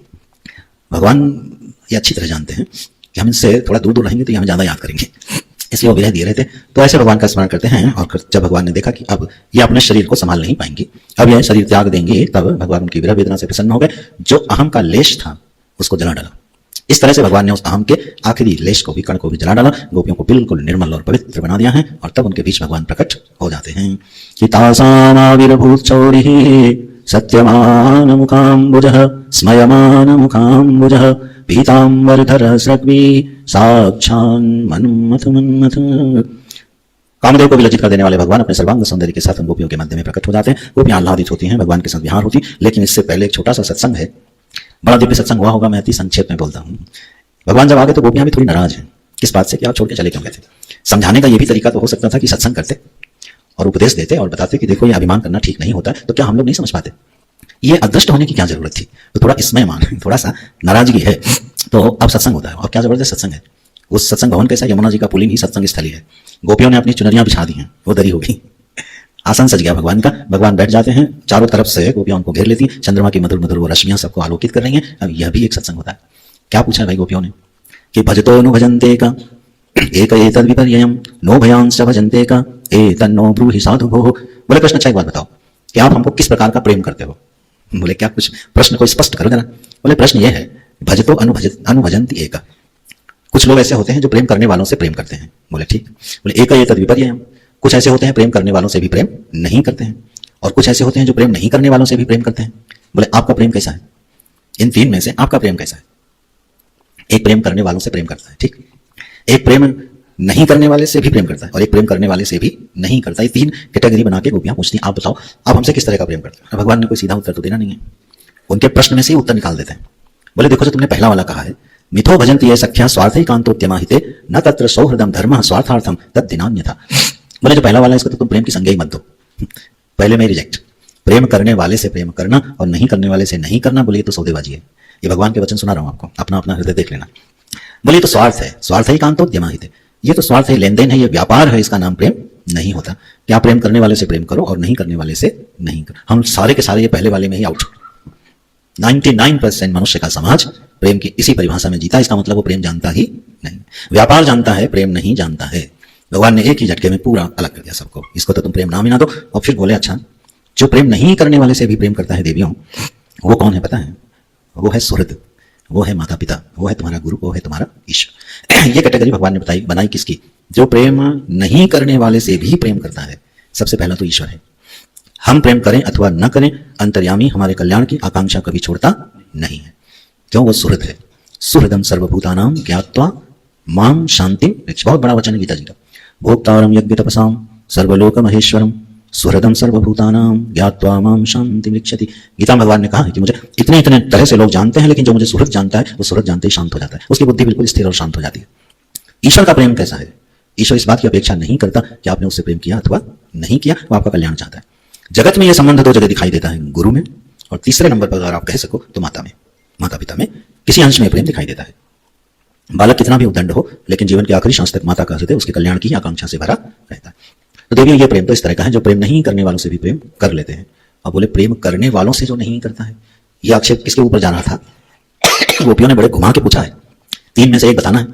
भजन प्रेम करने वाले से भी कौन है जो प्रेम नहीं करता। मैंने कहना क्या चाहती थी, हम तो आपकी असुल कनाशिका हैं, लेकिन आप हमें लग रहा है पूरे असंगानंद। भाई भगवान तो असंग है ना, प्रेम तो सब औपाधिक चीजें हैं। प्रेम करना और दंड देना और सुहृद बनना ये तो औपाधिक व्यवस्था है। नित्य निरंजन निर्गुण निराकार असंग परमात्मा में कहाँ प्रेम भाई। कहना ये चाहती कहीं ऐसा तो नहीं है कि प्रेम करने वालों से भी जो प्रेम नहीं करता, यथा कृष्ण त्वम, ये दृष्टांत देके बोलती तो और अच्छा था, यथा तुम कृष्ण। हाँ, भगवान ने उसको कैसे घुमा दिया। बोले देखो जो प्रेम करने वालों से भी नहीं करता वो कौन होता है देवी पता है। बोले एक तो वो होता है जो आत्माराम है, जो 19वें श्लोक में आत्मारामा ही आप्त कामा अकृतज्ञा गुरुद्रुह। बोले चार लोग हैं ये। एक तो आत्माराम है। आत्माराम कैसे हैं, बोले उनको दुनिया में जगत दिखता ही नहीं, अद्वैत दर्शन में तृप्त है। एकमेवा अद्वयम आत्मवस्तु को साक्षात अप्रोच कर लेते हैं, अपने से भिन्न जगत को देखते ही नहीं है, तो वो बेचारे क्या प्रेम करने वालों से प्रेम करेंगे। जब द्वैत दर्शन ही नहीं है तो प्रेम करने वाला उनसे भिन्न है ही नहीं, तो वो कैसे प्रेम करेंगे। और बोले आप्त कामा, जो अपने आत्मज्ञान से संतुष्ट हैं, जिनको किसी की जरूरत नहीं है, वो किसी से प्रेम नहीं करते। इसको ध्यान से विभाग करना, आत्मरामा और आप्त कामा में विभाग ध्यान से करना। आप्त कामा कौन है, बोले जो भजनानंदी हो गए, ईश्वर के प्रेमी हो गए हैं, अब वो दुनिया से कोई मतलब रखते नहीं है। अब वो अपना हिमालय की कंदरा में आनंद से बैठे हुए, आप आ गए तो ठीक और चले गए तो ठीक, उन्हें कोई मतलब। ऐसे अवधूतों का हम लोगों ने दर्शन किया है, सानिध्य भी लिया, लाभ भी लिया है। ठीक है, हम लोगों के गुरुजी और गुरुदेव, पता नहीं ये विषय बोलना चाहिए कि नहीं। हम सबको लगता है गुरुजी हम लोगों से बहुत प्रेम करते थे, ये सच है कि करते थे, लेकिन ये भी सच है कि वो किसी से प्रेम नहीं करते थे। दोनों सच्चाई साथ लेके चलना। हाँ, भावनाओं में इतना न बह जाए कि विज्ञान छूट जाए, और विज्ञान में इतना ना घुस जाए कि भावनाएं नष्ट हो जाए, संतुलन होना चाहिए। गुरु जी अगर व्यक्ति से प्रेम करते तो वो गुरु नहीं होते, वो फिर गुरु नहीं होते। वो तो एक सा दर्पण है कि जो जैसा गया वो वैसा दिखा। प्रेमी गया तो उधर से प्रेम छलक गया, और जो द्वेषी गया तो उधर से भी प्रेम छलक गया। जो उनका निज का स्वभाव है सबके प्रति प्रेम करना, लेकिन उसमें एक विशिष्टता है। औपाधिक प्रेम में जब संबंध मधुर बनता है तो प्रेम विशिष्ट हो जाता है विज्ञान के साथ। यह है गोपियों का प्रेम। परमात्मा के स्वरूप को समझते हुए भी उन्होंने अपने आप को भगवान से एक विशिष्ट संबंध से जोड़ा, और उसके आह्लाद का रसपान कर रही हैं, जो हम लोग अपने गुरुजनों से करते रहे। जब हम शिष्य भाव से जुड़े, निर्मल हुए, हमको उनका प्रेम मिला, और आज भी मिलता है। सभी शिष्यों को मिलता होगा, यहाँ बहुत लोग बैठे, सभी की अनुभूति है कि हमसे बहुत प्रेम करते रहे हैं। लेकिन इस विज्ञान के साथ जब हम जाएंगे तो बात कुछ और होगी। भगवान यहाँ सत्संग गोपियों से प्रेमालाप का कर रहे हैं, समझा बहुत गहन गंभीर चीज है। बोले आत्मराम किसी से प्रेम नहीं करता, प्रेम करने वालों से भी। आप काम किसी से प्रेम नहीं करता, जिसको संसार से कुछ चाहिए नहीं वो भी किसी से प्रेम नहीं करता। और दो बड़े विशिष्ट लोग हैं, अकृतज्ञ लोग जो होते हैं ना, थैंकलेस पीपल। आप उनके साथ कितना भी कर दो लेकिन उन्हें कोई फर्क पड़ता नहीं है। ऐसे भी लोग दुनिया में हैं। आप उनके लिए जान लुटा दो, उनको पता ही नहीं है कि आदमी हमारे लिए बेचारा जीवन दिए हुए। इतने अकृतज्ञ लोग होते हैं, और कुछ गुरुद्रोही होते हैं जो अपने से प्रेम करने वालों का भी नुकसान करते हैं। देवी तो प्रश्न पूछा गया था, कृष्ण आप कौन सा प्रेम करते हो? भगवान ने कहा ये मीमांसा तुम्हारे सामने, अब तुम निर्णय कर लो कि हमारा प्रेम कैसा है। अब गोपियों ने क्या निर्णय करना है, फिर भगवान द्रवित हो जाते हैं, कहते हैं अच्छा सुनो, मया परोक्षम भजता तिरोहितम आसूयितुम आर्हतत्वयं प्रियः न पारये हम निरवध्य संयुजाम स्वसाधु कृत्यम विबुधायुषापि वः।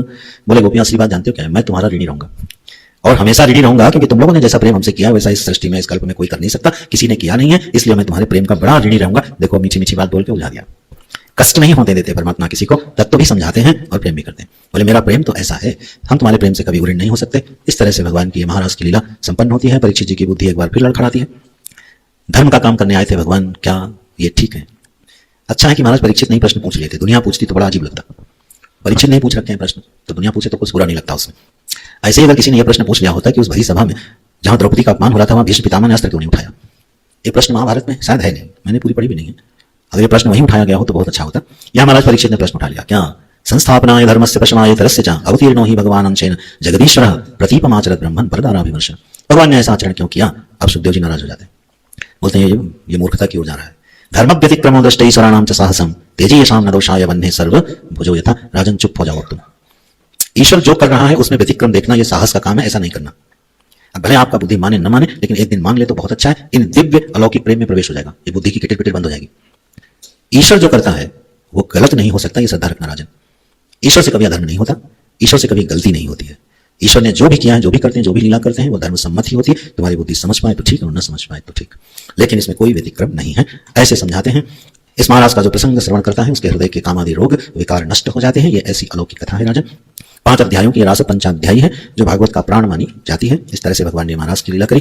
अब आगे की कथाओं को हम लोग मध्याह्न के अवकाश के बाद देखते हैं। विशाल भगवान की जय, श्री कृष्णचंद्र भगवान की जय। नारायण।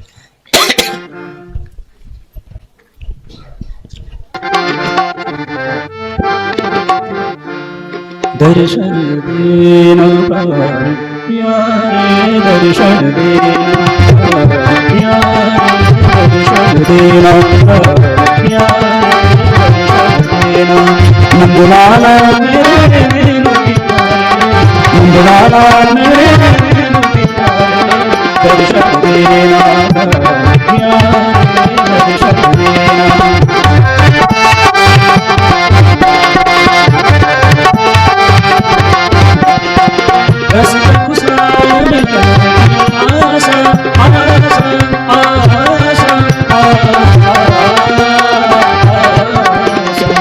रसिका कुशाल आशा मुझे दर्शन देना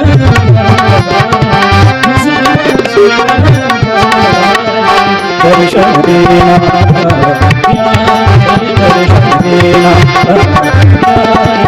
दर्शन देना नंदलाला मेरे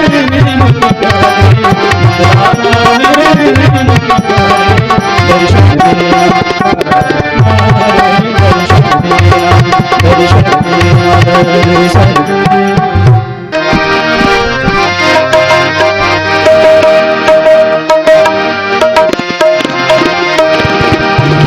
नारायण नारायण नारायण नारायण नारायण नारायण नारायण नारायण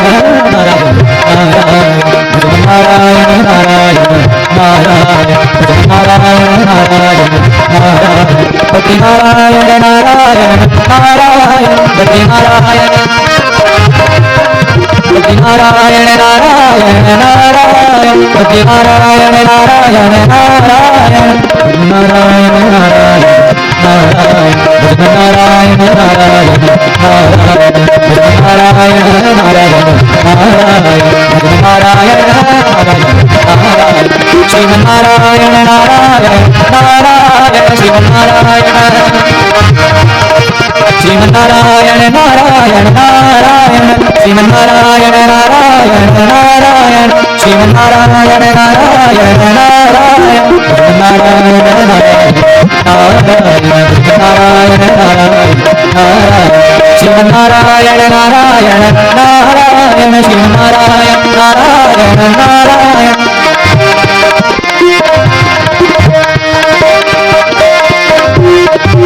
लक्ष्मी नारायण नारायण नारायण लक्ष्मी नारायण नारायण नारायण लक्ष्मी नारायण नारायण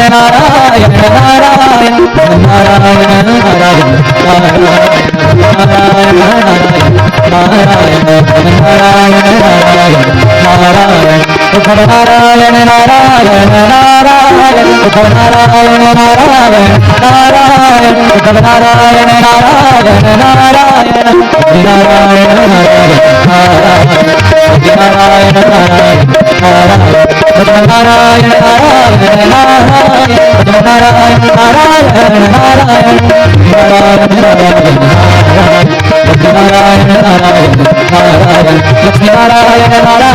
नारायण लक्ष्मी नारायण नारायण नारायण लक्ष्मी नारायण नारायण नारायण नारायण नारायण नारायण नारायण नारायण विशाल भगवान की जय व्यास जी महाराज की जय श्री भागवत महापुराण की जय मूलमंत्री विशाल भगवान की जय राधा कृष्ण भगवान की जय सद्गुरुनाथ महाराज की जय हो। इस तरह से भगवान जो है महाराज का सुंदर लीला पूरी करते हैं। जीव के हृदय का जो संताप है, जो पीड़ा है, जो जिज्ञासा है, वह सब इस महाराज में विलीन हो जाती है, पूरी हो जाती है। आनंद के भी स्तर होते हैं, विषयानंद से लेकर के ब्रह्मानंद तक आनंद के उत्कर्ष होते हैं, उसका भी एक तारतम्य होता है उसमें। जो निकृष्ट विषय से प्राप्त होने वाला आनंद है, जो फिर मध्यम विषय से, फिर उत्कृष्ट विषय से, फिर उत्कृष्टतम विषय से, फिर निर्विषय से, इस तरह से आनंद की एक मीमांसा जीवन में दिखाई देती है। शास्त्रों में उसका वर्णन है, श्रुतियों में। हम लोग भी अपने जीवन में बहुत तरह के सुख और आनंद से गुजरे होंगे और आगे प्राप्त होंगे। तो हर सुख जो होता है या आनंद कह लो, तो उसका एक स्वाद होता है। कोई आनंद जो है बड़ा उत्कृष्ट होता है, और वो आनंद, उत्कृष्ट आनंद जो भी होगा, वो त्याग से आता है, भोग से नहीं आता। ये उसमें बिल्कुल कॉमन बात है। मनचाही वस्तु को प्राप्त होने पर जो आनंद मिलता है, उस आनंद की अपेक्षा कामना के त्याग का जो आनंद है वो बड़ा उत्कृष्ट आनंद है। तो अगर ये जीव इस बात को समझ ले कि त्याग में भी आनंद है, भोग में भी आनंद है, लेकिन त्याग में उससे ज्यादा आनंद है, तो उसके जीवन का जो दिशा है वो सुधर जाती है, ऊर्ध्वमुखी हो जाती है। फिर पूजा का आनंद, यज्ञ हवन आदि का आनंद। तो आप लोगों ने ध्यान दिया होगा कि विषय भोग की अपेक्षा जब पूजा, उपासना, हवन आदि ये कर्म होते हैं, तो उससे जो आनंद मिलता है वो थोड़ा भिन्न प्रकार का होता है। वो बिल्कुल स्पष्ट अंतर उसमें दिखाई देता है। तीर्थ यात्रा में तप हुआ, लेकिन भगवान का दर्शन हुआ, सत्संग हुआ, भले शारीरिक रूप से वहां पर विषय का अभाव रहा हो, लेकिन संत के संग का, भगवान के विग्रह के दर्शन का, देवात्मा हिमालय के संस्पर्श का जो एक अव्यक्त अज्ञात आनंद है, वह विषय की अपेक्षा बड़ा उत्कृष्ट है। इसी प्रकार से जीवन में कर्मयोग का आनंद है, शरणागति का आनंद है, भक्ति का आनंद है, ज्ञान का आनंद है, समाधि का आनंद है। लेकिन सारे आनंदों से विलक्षण एक आनंद का प्रादुर्भाव हुआ श्रीमद् भागवत महापुराण में, महारास के प्रसंग में, कि जीव ऐसे भी किसी उत्कृष्टतम आनंद को स्पर्श कर सकता है। यह भी आनंद का एक अलौकिक विशिष्ट स्वरूप है, जिसको भगवान ने इस अपनी पवित्र लीला के प्रसंग से इसका संदेश भक्तों को दिया। ब्रज में महारास पूरा हो गया, और आश्चर्य की बात यह है कि सिवाय गोपियों को छोड़ के ये घटना घटी है, इस बात का पता किसी को नहीं है, किसी को पता नहीं है। गोपियों के घर में जो सदस्य हैं उनको पता नहीं है, संभवतः नंद बाबा, यशोदा जी को पता नहीं है, क्योंकि यह आवाहन जिन जीवों के प्रति था उनके अतिरिक्त इसको किसी ने नहीं जाना। तो यह बिल्कुल अव्यक्त अज्ञात सी लीला रही भगवान की, सिर्फ उन जीवों के प्रति जिनका विवरण शुद्ध था और जिनको भगवान ने स्वीकार किया, और उनके अज्ञान के आवरण का हरण करके, उनके अहम का विध्वंस करके, उनको पवित्र और निर्मल करके अपने स्वरूप के साथ एकीभूत कर लिया। ऐसे ही ब्रज में बड़ी दिव्य महारास लीला भगवान संपन्न करते। इसके बाद 2-4 असुर और मारे जाते हैं। असुरों की भी जो है ना, वह संख्या अनगिनत दिखाई देती, महाराज से पहले भी और महाराज के बाद भी। असुर माने आसुरी वृत्ति। ये जो महाराज के बाद के असुर है ना, ये बड़े विशिष्ट क्वालिटी के असुर हैं। वेद ज्ञान असुर है, कर्तव्य स्वधर्म असुर है। ये बड़े टॉप क्लास के असुर हैं। केशी हैं, व्योमासुर हैं, शंखचूर्ण है। 4 असुरों का लगभग वर्णन आता है। इसके आध्यात्मिक मीमांसा बड़ी गहन गंभीर है कि अब कौन सा असुर रह गया। बोले असुर रह नहीं गया, संभावित है। जब तक उपाधि के साथ खेल चलता है, ये अहम की लीला चलती रहती है। कई बार मुमुक्षु व्यक्ति को वेद की ऋचाएं आके वहां से उपराम कर देती हैं। भगवान का भजन कोई करना चाहता है, कर्तव्य की श्रुतियां आके उसको वहां से खींच के ले जाती हैं। और हम साधु लोग कई बार भजन से चूकते रहते हैं, सेवा से और स्वधर्म से, कर्तव्यों के नैमित्तिक उपस्थिति से। तो वहाँ वेदाज्ञा यही कहती है कि यज्ञ दान तप ये कर्म नहीं छोड़ने चाहिए। न त्याज्यमिति पावनानि मनीषिणाम, ये गीता में भगवान ने कहा। ऐसे वचन आके खड़े हो जाते हैं। ये है असुर, व्योमासुर और केशी। तो जीवन में जो अध्यात्म की अंतिम उपलब्धि है, उसके छोटे बड़े जितने विघ्न हैं, वही असुर के रूप में यहाँ समष्टि में उपलब्ध हुए, जिनको भगवान ने वध किया है। फिर गोपियाँ भगवान के स्मरण में रहती हैं, नित्य निरंतर गीत गाती रहती हैं, सारे कर्म करती हैं। किसी भी गोपी का कोई कर्म छूटा नहीं। सारे गृहस्थाश्रम के जितने भी कर्म हैं, जितनी सेवाएं हैं, जितने कर्तव्य हैं, वो सब के सब यथावत चलते हैं। उसमें कभी प्रमाद नहीं हुआ। लेकिन चित्त बस बदल गया, हृदय जो है वो दूसरा हो गया। वो हृदय पहले जैसा नहीं रहा। सारे कर्तव्य कर्मों का पालन भी होता रहता है और कृष्ण का क्षण मात्र भी विस्मरण भक्तों के, गोपियों के हृदय से नहीं होता। तो युगल गीत गाती हैं भगवान का। इस तरह से 5 प्रसिद्ध गीत जो हैं वो भागवत में आते हैं। अब इधर कंस बेचारा थक गया, असुर भेज भेज के थक गया। ये मारा नहीं जा रहा। अब अपनी प्लानिंग बदलता है, वो योजना बदलता है। क्या योजना बदली उसने? इनको संधि से मारो, निमंत्रण भेजो, छल से यहाँ बुलाओ, युद्ध आदि लड़वाओ और यहीं अपने सामने अपने प्रसिद्ध पहलवानों से इनका मर्दन करवा दिया जाए। तो एक यज्ञशाला बनवाई जाती है। निमंत्रण देने के लिए वो अक्रूर को भेजते हैं। अक्रूर को आज्ञा देता है कंस की, जाओ आप ही इस काम को कर सकते हो। अक्रूर जी दुखी भी हुए और प्रसन्न भी। ये बिल्कुल मारीची की तरह लग रहा है। जैसे मारीची प्रसन्न इस बात से था कि भगवान का दर्शन होगा, दुखी इस बात से था कि मैं क्या करने जा रहा हूँ, निकृष्ट कर्म करने जा रहा हूँ, जानकी जी का हरण मेरे निमित्त से होगा, इस बात को लेकर दुख है। लेकिन भगवान का दर्शन होगा, इस बात को लेकर सुख है। अक्रूर जी की मनस्थिति यही है। जब कंस ने कहा कि आप जाइए, तो अक्रूर जी बड़े प्रसन्न हो जाते हैं। भगवान कृष्ण की जो लीलाएं ब्रज में हो रही हैं, वो पूरे आर्यावर्त में उनकी गाथा फैली हुई है। वो सिर्फ ब्रज तक सीमित नहीं है। पूरे आर्यावर्त का जो भूखंड है, उसमें भगवान की ये सारी लीलाओं का गान होता रहता है। उनके इस पौरुष का गान सर्वत्र होता रहता है। अक्रूर जी ने भी सारी लीलाएं सुनी हैं, सुनते रहते हैं। तो बड़े प्रसन्न हो गए। जो आज्ञा, कंस की आज्ञा का पालन करते हैं, रथ सजाते हैं, ले जाते हैं कहाँ? ब्रज की ओर। और मन ही मन कल्पना करते हैं कि क्या ये मुझे पहचानेंगे, क्योंकि रिश्ते में मैं इनका चाचा हूँ। अक्रूर जी रिश्ते में भगवान के चाचा हैं। तो चाचा हूँ तो ये मुझे पहचानेंगे। जब मैं ब्रज में पहुंचूंगा तो ये दोनों का दर्शन मुझे कृष्ण बलराम का होगा। ये दोनों मुझे पहले प्रणाम करेंगे, फिर हाथ पकड़ेंगे और फिर एक हाथ पकड़ के घर में ले जाएंगे। मैं उनके चरण धूलि को स्पर्श करूंगा, अपने जीवन को पवित्र करूंगा। ऐसी मनोरथ कल्पनाएं करते चले जा रहे हैं। सर्वांतर्यामी भगवान तो सब जानते हैं। मुझे आओ चाचा जी, सब ऐसे ही होने वाला है। जैसे ही अक्रूर जी रथ रुकता है, अक्रूर जी का संध्या समय पहुंचते हैं। वो जानते हैं कि अभी मध्याह्न में उचित नहीं है, संध्या होने वाली, उस समय पहुंचते हैं। और वैसा जैसा मन में सोचा, ठीक वैसा ही दर्शन होता है। कृष्ण और बलराम दोनों खड़े हैं, मुस्कुरा रहे हैं। अक्रूर जी उतरते हैं, कृष्ण भगवान और बलराम जी दंडवत हो जाते हैं, भूमिष्ठ होकर प्रणाम करते हैं। सारे शिष्टाचार जानते हैं। फिर चाचा जी कहकर के दोनों एक एक हाथ पकड़ लेते हैं और फिर घर के अंदर ले जाते हैं। अक्रूर जी आह्लादित हो जाते हैं, प्रमुदित हो जाते हैं।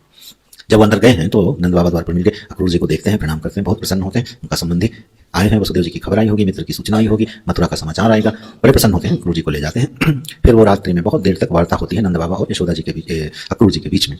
यशोदा जी जो हैं अपने घर के कार्यों में लगी हुई हैं। निरंतर भगवान के स्मरण से उनकी आंखें नम रहती हैं। वह उस हर क्षण को रोज दिन भर जीती हैं, जो उन्होंने भगवान के लीला काल में अपने उस बाल्यावस्था में जो मधुर क्षण अनुभव किए, भगवान की लीला की संगिनी बनी, माता बनी और पालन किया। सर्व जगत के पालक का पालन करने का सौभाग्य यशोदा जी को प्राप्त हुआ था। तो उनकी आंखें नम रहती हैं, अश्रुधारा मानो बहती ही रहती है। और यशोदा जी की फिर वाणी प्राप्ति ही नहीं होती है। कुछ सुनाई नहीं देता कि यशोदा जी ने कोई शिकायत करी, कुछ बोला, कुछ कहा, कोई वाणी सुनाई नहीं देती यशोदा जी की जल्दी। अब नंद बाबा अक्रूर जी से फिर समाचार लेते हैं। अक्रूर जी निमंत्रण देते हैं और यह बात जानते हैं कि कंस ने मरवाने के लिए भेजा है, लेकिन ये बात नहीं बताते हैं क्योंकि वो दूत का काम नहीं है। दूत की मर्यादा का पालन करते हैं अक्रूर जी। अक्रूर जी को दूत बना के भेजा गया है, वो कंस के अधिकृत दूत हैं। तो दूत की जितनी मर्यादा होनी चाहिए वो होती है। वो समाचार नहीं देते हैं और यज्ञशाला का, रंगशाला का निमंत्रण देते हैं। नंद जी प्रसन्न हो जाते हैं, चलो वसुदेव का दर्शन होगा। प्रातःकाल रथ सज जाते हैं।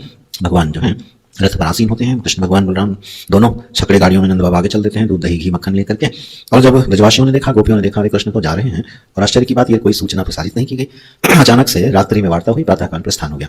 अचंभित रह जाती हैं गोपियां कि ये कौन है। अक्रूर को कहती हैं, इसका नाम अक्रूर किसी ने बहुत गलत रखा है, इसका नाम क्रूर होना चाहिए। क्रूरस्तम अक्रूरस समाख्यास मनः। यह क्रूर नहीं है, ये बिल्कुल क्रूर आदमी है, हमारे प्रिय को हमसे दूर ले जा रहा है। विफल होती हैं, भगवान से बात करना चाहती हैं, लेकिन मर्यादा के कारण बात नहीं करती हैं। रथ को घेर के खड़ी हो जाती हैं। फिर भगवान उनको संदेश देते हैं कि जाओ, मैं वापस जल्दी आने वाला हूँ, तो हमारा मनन स्मरण चिंतन करते रहना। ऐसा सीधा सीधा नहीं बोला है, ऐसा कहलवाया है, किसी से कहलवाया है कि जाओ गोपियों, तो हमारा ध्यान करते रहना, हम अपना काम शीघ्र करके वापस आते हैं। ऐसा कह के भगवान चले जाते हैं। उस रथ की तो धूल जहां तक दिखाई देती है, वो ब्रजवासी उस धूल को देखते रहते हैं जो रथ के पहियों से उड़ रही थी। ऐसा भगवान के प्रति प्रेम है सभी ब्रजवासियों का। क्रूर जी जाते हैं, रास्ते में स्नान करते हैं, उनके मन में कदाचित कहीं शंका हो जाती है कि यद्यपि ये बड़े वीर बलशाली पौरुष वाले हैं, इतने असुरों को मार चुके हैं, लेकिन कंस भी कम प्रतापी नहीं है। तो रास्ते में जो हृत सरोवर पड़ता है उसमें क्रूर जी स्नान करके संध्या वंदन करते हैं। जैसे स्नान करने के लिए डुबकी लगाते हैं, अंदर उनको भगवान कृष्ण मुस्कुराते हुए दोनों भाई दिखाई देते हैं। तुरंत बाहर निकलकर रथ को देखते हैं तो वो रथ में भी खड़े मुस्कुरा रहे हैं। 2-3 बार डुबकी लगाई क्रूर जी ने और आश्वस्त हो गए कि ये सर्वव्यापी परमात्मा ही हैं। जल थल नभ सभी जगह इनका निवास है, सारी सृष्टि इनके अधीन है। वही पर ब्रह्म परमेश्वर इस समय अवतरित हुआ है। आह्लादित होते हैं, नित्य कर्म पूरा करके मथुरा पहुंचते हैं। नंद बाबा ने अपना डेरा मथुरा के बाहर डाला। नगर के थोड़ा बाहर उपवन है, उस उपवन में वो रुक जाते हैं, अपने सखा गोपों के साथ रुक जाते हैं। दूध दही घी लाए हुए हैं, खीर का पकवान बनता है कृष्ण भगवान की सम्मति से। बोले आज खीर खानी है। कृष्ण भगवान भी उसी उपवन में विश्राम करने के लिए उतर जाते हैं। अक्रूर जी कहते हैं घर चलने के लिए, तो भगवान कहते हैं मैं तुम्हारे यहाँ अवश्य आऊंगा, मुझे अपना कार्य पूरा कर लेने दो। अक्रूर जी प्रणाम करके चले जाते हैं और रात्रि जो है भगवान मथुरा में उपवन में बिताते हैं अपने सखा के साथ। ये ब्रजवासियों के साथ बिताई हुई अंतिम रात्रि सिद्ध होती है। इसके बाद भगवान कभी ब्रज लौट के नहीं आते हैं। तो बड़े आनंद से वो रात्रि सबने बिताई है। कृष्ण साथ में है, खीर पकवान बनते हैं, प्रसाद पाया जाता है, हास विनोद होता है। अगले दिन भगवान जरा नगर देखने के लिए अपने सखाओं के साथ प्रस्थान करते हैं। बोले नगर देखना है। ये भी बड़ी मनोहर सी लीलाएं हैं।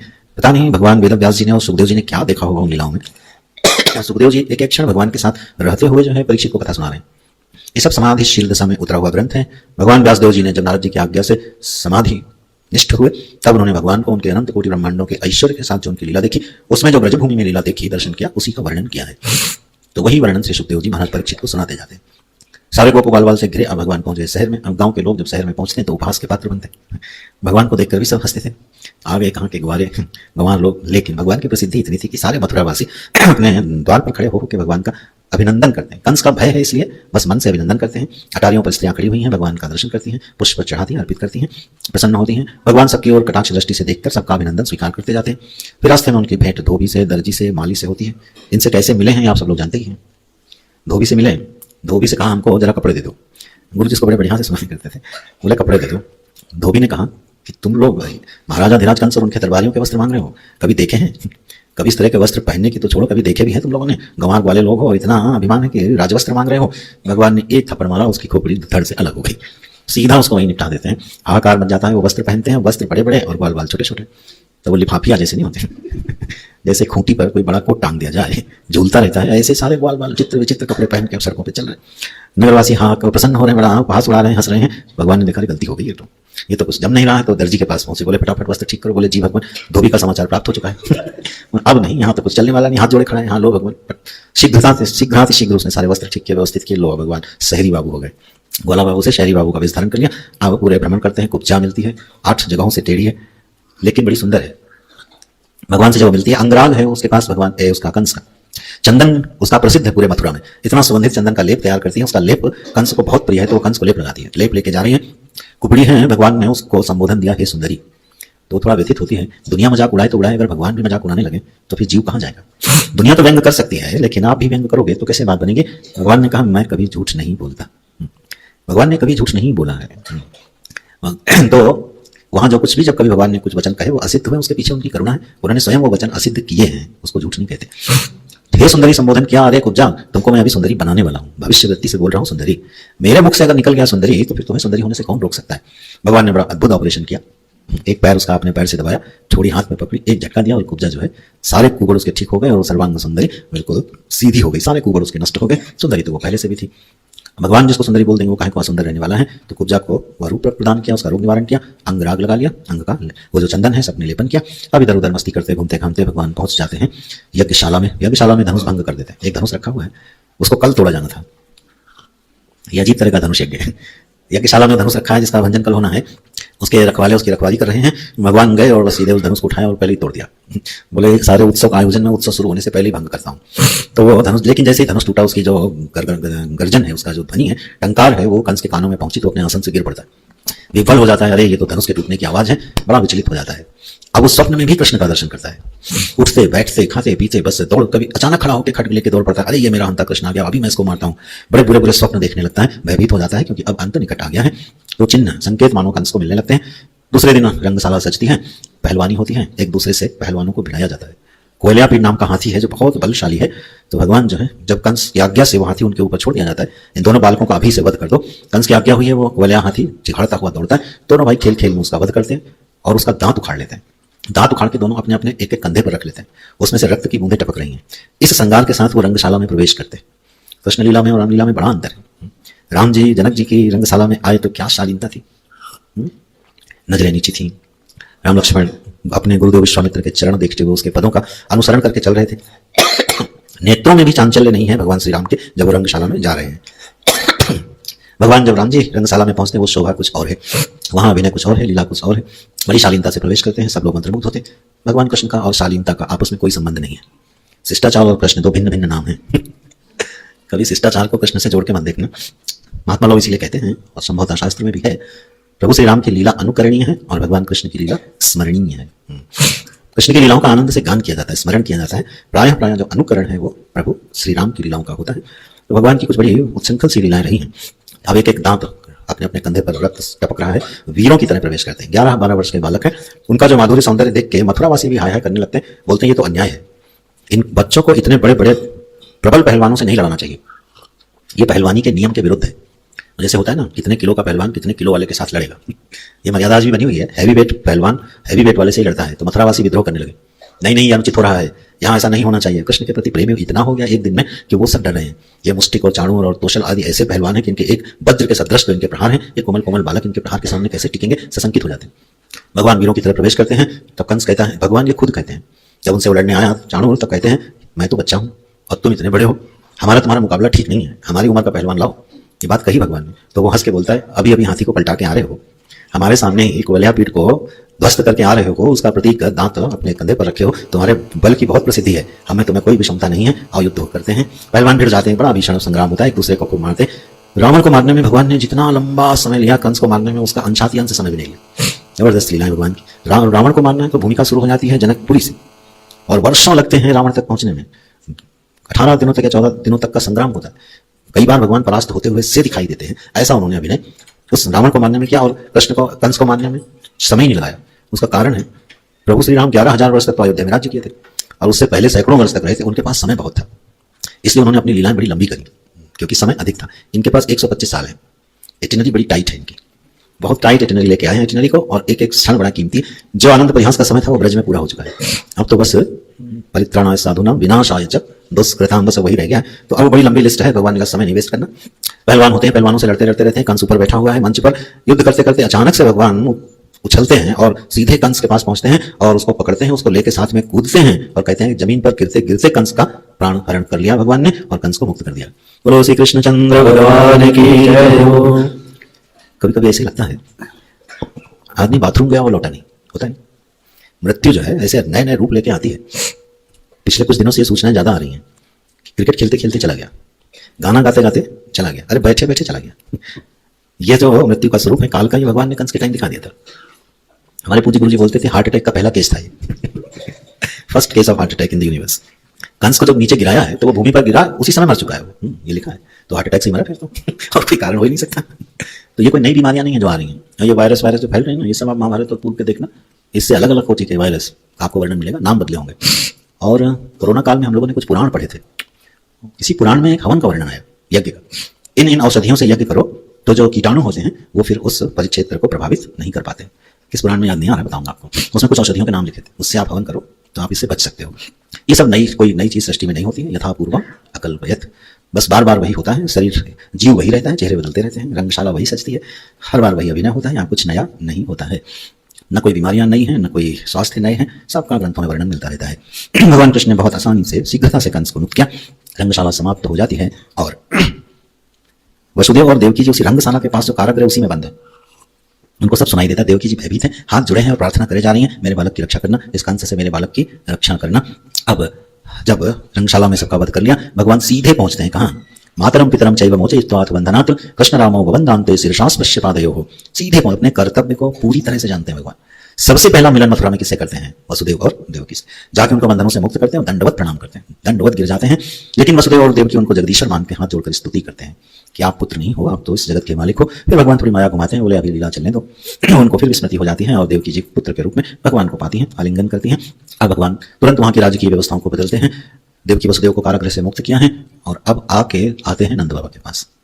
और इतनी शालीनता से कह लो या कठोरता से कह लो, और जो सबसे खराब लगने वाला काम उन्होंने किया है, ठीक है, हमको तो यही लगता है, भगवान तो कुछ खराब करते नहीं। जो हमारे मन को आज तक समझ में नहीं आया, उपहार लेके जाते हैं नंद बाबा के पास, ये कुछ उपहार रखो और अब आप यहाँ से विदा हो जाओ। यात यूयं व्रजं तात वयं च स्नेह दुःखितान् ज्ञाति नवो दृष्टमेष्यामो विधाय सुहृदां सुखं। सपिता सा च जननीयो पुष्णीतां स्वपुत्रवत् शिशून् बन्धुभिरुत्सृष्टान् कल्पैः पोषरक्षणे। बोले जन्म देने वाला पिता माता उतना नहीं होता जो पालन करने वाला होता है। आप हमारे माता पिता के जैसे पालन किए, आपका बड़ा उपकार, ये लो उपहार की सामग्रियां, बाबा आप विदा हो जाओ, हमारे सखा साथियों के साथ ब्रज में लौट जाओ। इतनी कठोरता की उम्मीद आप कर सकते थे कृष्ण से? नंद बाबा को कुछ दिन रख के भी तो विदा किया जा सकता था, उनके आवास की व्यवस्था हो सकती थी, कुछ दिन रहते, मन तैयार करते कि अच्छा कृष्ण को यहाँ बहुत काम है, ये बहुत बड़े बड़े जरूरी काम इस सृष्टि के लिए करने आए हैं, तो मन को समझा लेते, इतना समय तो दिया जाना चाहिए था। लेकिन भगवान कुछ भी विलंब नहीं करते हैं और उनको विदा कर देते हैं। कभी कभी ऐसा भी लगता है कि अगर नंद बाबा और सखा रहते तो भगवान शायद मथुरा में ज्यादा दिन रह नहीं पाते, वो फिर से वापस लौट जाते। तो स्नेह में बंधे हैं भक्त भी, भगवान भी भक्त के स्नेह से बंधता है ना, तो भगवान थोड़ा कठोर रूप जैसा दिखाई देता है नहीं, और नंद बाबा को विदा कर देते हैं। नंद बाबा चुपचाप बस नंद वसुदेव से मिलते हैं, कृष्ण को आलिंगन करते हैं, गले लगाते हैं, कुछ बोलते नहीं, और अपने सखाओं के साथ, गोपों के साथ ब्रज की ओर प्रस्थान कर जाते हैं। भगवान आते हैं। अब इधर जैसे ही बस व्यवस्थाएं थोड़ी ठीक हुई, देवकी माता को चिंता हो गई कि नंद और यशोदा ने इस कृष्ण को कुछ पढ़ाया लिखाया नहीं, ये निरक्षर है। पुत्र निरक्षर हो ये माता पिता को तो बहुत अप्रिय लगता है। बोले 11-12 वर्ष का हो गया, यज्ञोपवीत भी नहीं हुआ, गुरुकुलवास भी नहीं हुआ है, अरे वहां ब्रज में तो ये सब हो भी नहीं सकता था। तो तुरंत उनको संदीपनी ऋषि के आश्रम भेज देती है। वो कर्तव्य प्रधानता दिखती है जीवन में देवकी जी के। काश्यपम सांदीपनी नाम ह्यवंती पुरवासिनम, उज्जैन में काश्यप ऋषि रहते, कश्यप ऋषि के पुत्र सांदीपनी ऋषि रहते, वहां भेज देते। हम लोगों के गुरुदेव ने गुरुकुल का नाम जो रखा है वो रखा है सांदीपनी। सांदीपनी हिमालय में ही हम लोगों को अध्ययन करने का सौभाग्य मिला। अगर ये महापुरुष व्यवस्थाएं नहीं किए होते तो आज ना हम भागवत पढ़ रहे होते, ना आप सुन रहे होते। गुरुकुल बनाए गए, गुरुकुलों में पढ़ाया गया, मन को शिक्षित किया गया, आचार्यों और गुरुओं की परंपराओं और अनुशासन में रहना सिखाया गया, यत्किंचित शास्त्रों से परिचय कराया गया। तो आज हम 2-4 लाइनें आपके साथ बैठ के अपने सनातन वैदिक धर्म की अंतरतम जो मर्यादाएं हैं, जो उसका ज्ञान विज्ञान है, उसको शेयर कर पाते हैं। ये किसकी कृपा है? गुरुजनों की। उन लोगों ने अगर ये कार्य नहीं किया होते तो आज व्यवस्थाएं बिल्कुल खत्म हो गई होती। सांदीपनी नाम रखा है गुरुदेव ने गुरुकुल का, और जो प्रवचन करते थे उसका नाम रखा है ज्ञान यज्ञ, उसको लिया है गीता से। जो ज्ञान यज्ञ शब्द लिया है वो लिया है गीता से, और सांदीपनी नाम लिया है भागवत से। गुरुकुल का नाम सांदीपनी है। वहां जाते हैं भगवान 64 दिन में सब कुछ सीख लेते हैं। बोले 64 दिन ही क्यों? क्योंकि कलाएं कितनी हैं? 64 कलाएं हैं, सारे वेदों की 64 कलाओं को 64 दिन में सीख लेते हैं। धनुर्वेद, आयुर्वेद, वेद, वेदांग, शिक्षा, ज्योतिषी, राजनीति, अर्थनीति, कूटनीति, सब विद्याएं और कलाएं सीख लेते हैं। 64 दिन में सीखने के बाद जाकर प्रणाम करते हैं किसको? ऋषि को, जिन्होंने अध्ययन कराया। प्रणाम करके बोलते हैं भगवान गुरु दक्षिणा बताओ।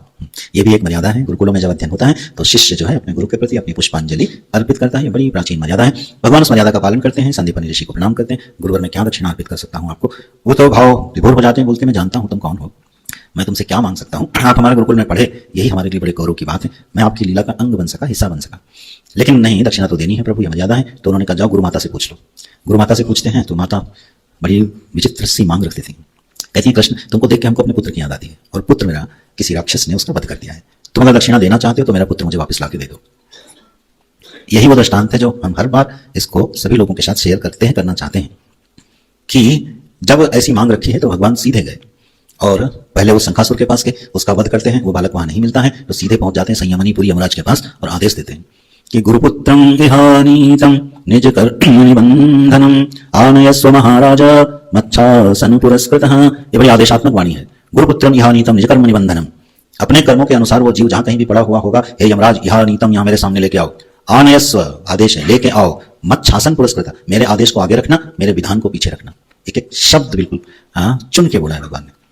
माने तुम ये कहने मत खड़े हो जाना कि देखिए आपने एक मर्यादा बनाई है कि हर जीव को उसके कर्म के अनुसार शरीर मिलता है, तो उस जीव के जैसे कर्म है, मैंने उसके अनुसार उसका विधान कर रखा है, ये आपकी ही तो आज्ञा है, तो मैं कहां से लाके दूं? ये मौका भी भगवान नहीं देते।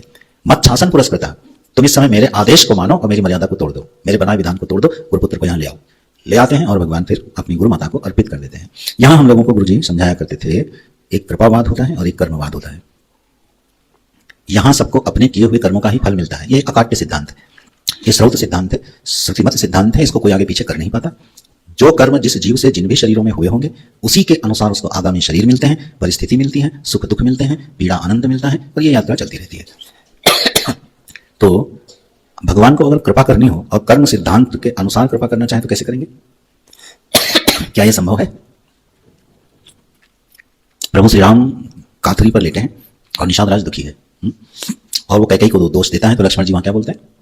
निज कृत कर्म भोग सब भ्राता, यहाँ न को सुख ना ही न को सुख दुख का दाता। निज कृत कर्म भोग सब भ्राता। अरे निषाद तुम चुप हो जाओ, बड़ी कठोर टिप्पणी है लक्ष्मण जी की वहां। बोले यहाँ सब अपने कर्मों का फल भोगने आते हैं, तुम व्यर्थ दोष मत दो किसी को। वहां निषाद राज को उपदेश करना है, इसलिए भगवान लक्ष्मण जी ने ऐसा बोला। लेकिन ये सिद्धांत बिल्कुल अटल है और जीवन में दिखाई भी देता है। हमारे किए हुए कर्म ही हमारे सामने उपस्थित होते रहते हैं, हमें पता भी नहीं चलता है। फिर कृपा का मतलब क्या हुआ? भगवान जब कृपा करेंगे तो क्या रजिस्टर खोलेंगे? अरे भाई इसके भाग्य में तो लिखा नहीं, हम क्या करें? अगर रजिस्टर खोलना पड़े तो कृपा कैसे होगी? और कृपा करेंगे तो रजिस्टर को किनारे करना पड़ेगा। यहाँ ये प्रमाण मिलता है कि भगवान कह रहे हैं हमारे बनाए रजिस्टर को तुम फेंको और मेरे आदेश का पालन करो। अरे भैया सृष्टि की मर्यादा जिसने बनाई है, बनाने वाला ही अगर नहीं तोड़ पाएगा तो वो थोड़ी बंधन में पड़ेगा। नियम बनाने वाला अपना नियम कभी भी तोड़ सकता है। इसलिए कृपा जो है वो यहाँ से प्रमाणित हो जाती है कि हमारे कर्म कैसे भी हों, लेकिन अगर भगवान की दृष्टि पड़ जाए, किसी भगवत भक्त की दृष्टि पड़ जाए तो हमारे कर्मों का लेखा जोखा भी इधर उधर किया जा सकता है। भावी हुमेटी सकहीं त्रिपुरारी। गोस्वामी जी ने दोनों पक्ष लिए हैं। तुलसी जैसी भवितव्यता कैसे मिले सहाय, आप न आवहीं ताहि तहां ले जाए। ये गोस्वामी जी का पक्का नियम, कर्म सिद्धांत। और फिर धीरे से बोल देते हैं भावी हुमेटी सकहीं त्रिपुरारी। इस प्रारब्ध को भी मिटाया जा सकता है, मुश्किल काम है लेकिन हो सकता है। तो जो लोग साधन के पथ में हैं और इन चीजों को गंभीरता से लेते हैं और समझते हैं, तो हो सकता है हमारे कर्म के अनुसार इस जीवन में हमारे कुछ परिस्थितियां ऐसी हों जो हमें झेलनी ही हों, लेकिन प्रार्थना के बल से, दृढ़ विश्वास और श्रद्धा के बल से और किसी संत के आश्रय से आप अपनी लेखनी भी बदल सकते हो। ये प्रमाण देते हैं भगवान। पुत्र ला के दे देते हैं, गुरु माता को प्रसन्न हो जाती हैं। यात्रा पूरी हो गई, भगवान मथुरा पहुंच जाते हैं। मथुरा पहुंचते अपने काम में लग जाते हैं। उग्रसेन महाराज को सिंहासनारूढ़ कर देते हैं। तरह तरह के उत्सव मथुरा में होते हैं, लेकिन भगवान का मन जो है वहीं लगा रहता है। कहाँ? ब्रज में। ऐसा नहीं है कि भक्त ही भगवान को याद करता है, अपने असली भक्तों को भगवान भी भूलते नहीं है। ब्रज में मन लगाया, आते उद्धव को बुलाया, बोले जरा हालचाल लेके आओ, थोड़ा पूछ के आओ और जरा समझा के आओ। गोपी नाम मद्योगाधिम मत संदेश विमोचय आदेश। अरे उद्धव जाओ, गोपियों को मेरा ऐसा संदेश सुनाओ कि उनकी आधी माने होता है मानसिक कष्ट, उनका ये जो मानस कष्ट है ना वो दूर हो जाए। देखना है उद्धव जी को क्या काम सौंपा है उन्होंने। गच्छ उद्धव ब्रजम सौम्या पित्रो नौ प्रीतिमावह। हे उद्धव जाओ और ब्रजवासियों के मन से, गोपियों के मन से जो में कष्ट है वियोग का, उसको तुम अपने ज्ञानोपदेश से जाओ दूर करो।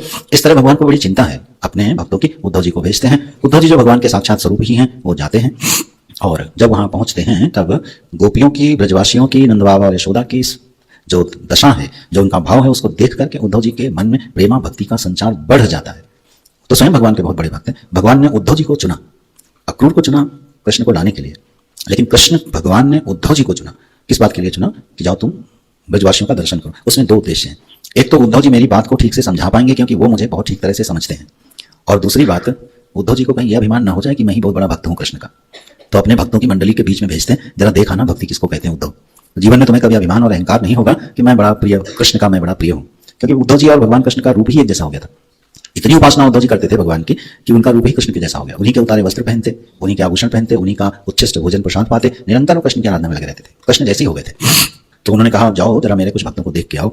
तब उद्धव जी आते हैं और वहां का जब भाव भंगिमाएं, वातावरण और पत्ते पत्ते से कृष्ण की आवाज आ रही है, कण कण से कृष्ण की आवाज आ रही है, जमुना जी की हर लहर से कृष्ण की आवाज आ रही है, जो हवा चल रही है उस हवा से कृष्ण की ध्वनि आ रही है, हर घर से कृष्ण की लीलाओं का गान सुनाई दे रहा है।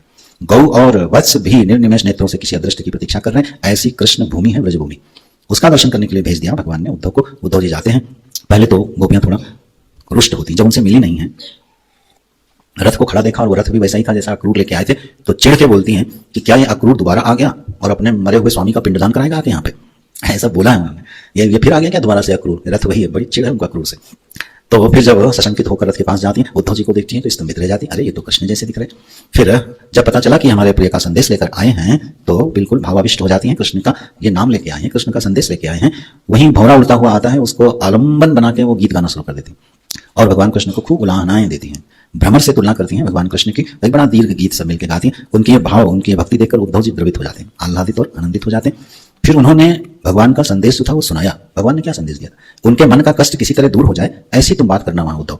तब उद्धव जी वो चर्चा भी करते हैं, तत्व की चर्चा करते हैं। उद्धव को आचार्य के रूप में वर्ण करती हैं गोपियां। ठीक है, उद्धव जी को बहुत उपहास से मत उड़ाना, भजन बना बना के, वो इतना ऐसा पात्र नहीं है उद्धव जी। और गोपियों ने ऐसी कोई उनको उड़ाना, उपहासा और उद्धव मन न भय 10-20 और उद्धव बिल्कुल ज्ञान की ऐसी धज्जियां उड़ाई जाती हैं उद्धव का नाम लेके, ये बात ठीक नहीं है। जो हमारे शास्त्रों में वर्णन है, जो हमारे आचार्य भगवान व्यासदेव जी कहना चाहते हैं, सुखदेव जी जो सिखाना चाहते हैं, वो हमको सीखने की कोशिश करनी चाहिए। अब गीत गा गा के उल्पटांग शब्द बना करके उद्धव जी की निंदा करना, ज्ञान की निंदा करना, ये भागवत का उद्देश्य हो सकता है क्या? असंभव। उद्धव जी को आचार्य की तरह वंदना करती हैं गोपियां, प्रणाम करती हैं, उनसे शिक्षा भी ग्रहण करती हैं। लेकिन उद्धव जी उनका प्रेम देख के इतने वशीभूत हो जाते हैं कि अपने को धन्य मानते हैं कि हमें आप लोगों का चरण प्राप्त हो रहा है, गोपियों की चरण धूलि उद्धव जी को प्राप्त हो रही है। ऐसा करके उद्धव जी प्रसन्न होते हैं। भगवान ने भेजा था संदेशा कि संदेश देके आ जाना। उद्धव जी 6 महीने तक लौटे ही नहीं। ये अच्छे दूत निकले, बढ़िया संदेश लेके आए थे और 6 महीने तक ब्रज में रह गए। इतने भाव विफल हुए उन लोगों को देखकर, उनका दर्शन करके, और एक एक स्थान पर जहां भगवान ने लीलाएं करी सब जगह गोपाल बाल गोपियां उनको ले जाते और उन लीलाओं का स्मरण करते, गान करते। ऐसे 6 महीने उद्धव जी ब्रज में रहे। आए, भगवान के चरणों में गिर पड़े, बोले भगवान आपने, आपकी बड़ी कृपा, आपने हमें जहां भेजा उसके लिए मैं आपका ऋणी हूं।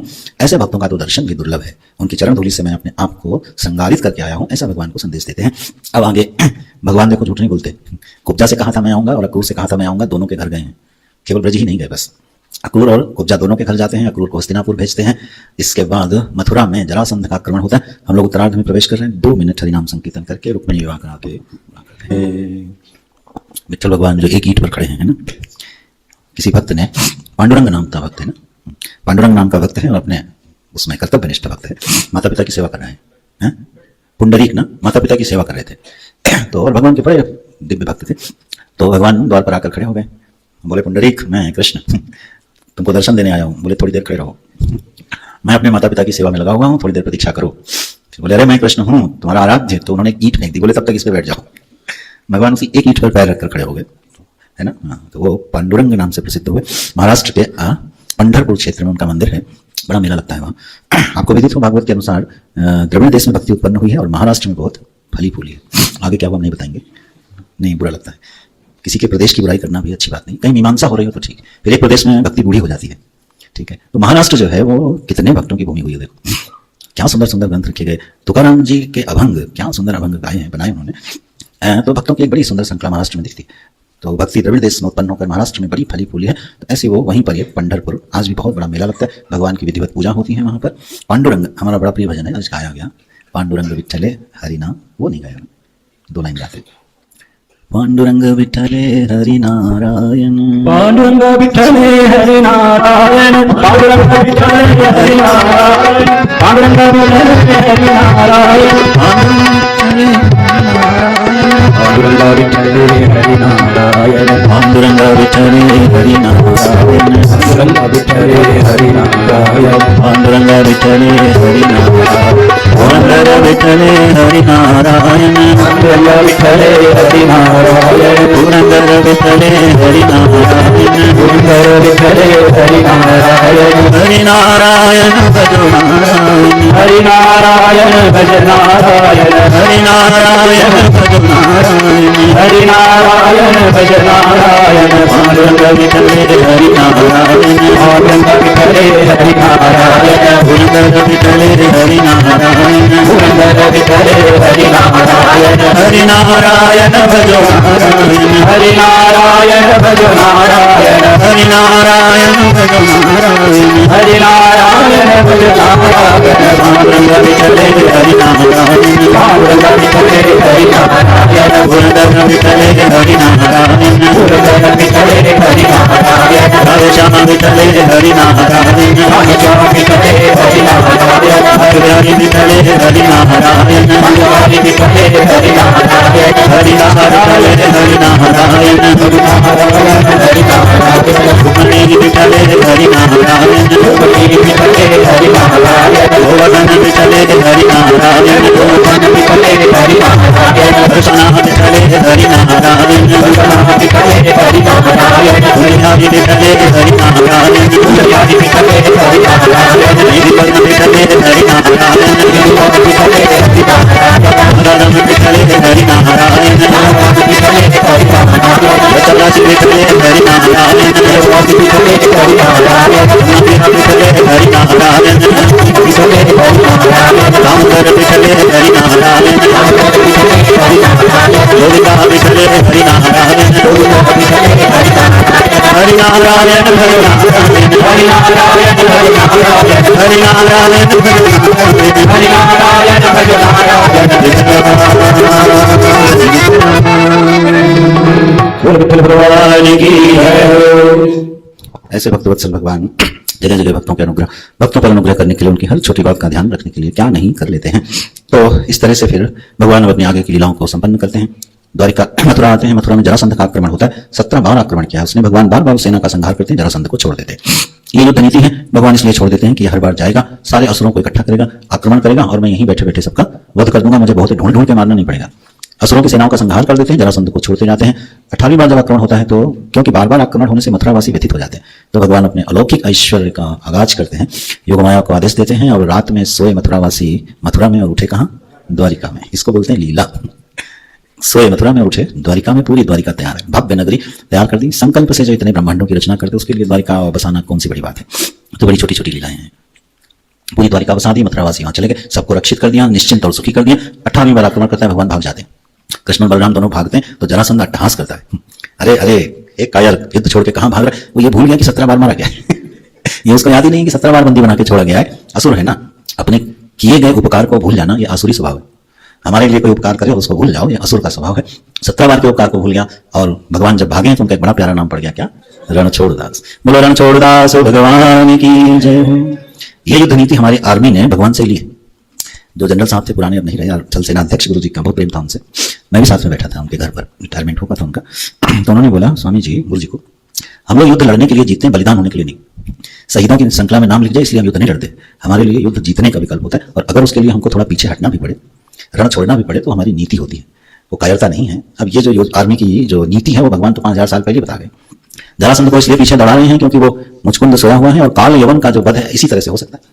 काल यवन नाम का जो महाभयानक असुर है वह केवल मुचकुंद से ही मारा जा सकता है, उसको ऐसा वरदान है, भगवान स्वयं नहीं मार सकते, तो उसका वध कराने के लिए भगवान भाग खड़े होते हैं, वो उनकी नीति है। तो रणछोड़दास कहलाए भगवान गए, फिर मुचकुंद राजा सोए हैं, वहां काल यवन को भस्म करवाते हैं, फिर एक पर्वत पर चढ़ते हैं, जरासंध उस पर्वत पर आग लगा देता है और ये सोचता है कृष्ण मर गया, निश्चिंत होकर चला आता है। भगवान द्वारिका पहुंचते हैं, द्वारिका पहुंचते ही उन्होंने कहा विवाह करने। अच्छा भाई, अब बड़ा भाई बिना विवाह के रहे तो छोटा कैसे कर ले, तो आप क्या करें? तो इनका फटाफट इनका पहले बलराम जी का विवाह करा दो, क्योंकि इनको एक करना है, हमको 16,108 करने, तो फर्क तो है ना। तो जो अनर्थाधिपति श्रीमान रेवतो रेवती सुधाम, अनर्थ देश के जो अधिपति हैं उनकी कन्या है रेवती, तो ब्राह्मणों को बुलाते हैं, बाकायदे बढ़िया से वैदिक विवाह संपन्न होता है उग्रसेन महाराज की अध्यक्षता में। बलराम जी गृहस्थाश्रम में प्रवेश करते हैं। अब भगवान अपने गृहस्थाश्रम में प्रवेश करते हैं। पहला जो उन्होंने विवाह किया है, 16,100 विवाह तो उन्होंने एक साथ कर लिए थे भौमासुर से जब उन कन्याओं को छुड़ाया, लेकिन उससे पहले जो 8 विवाह किए हैं ये परिश्रम से किए हैं।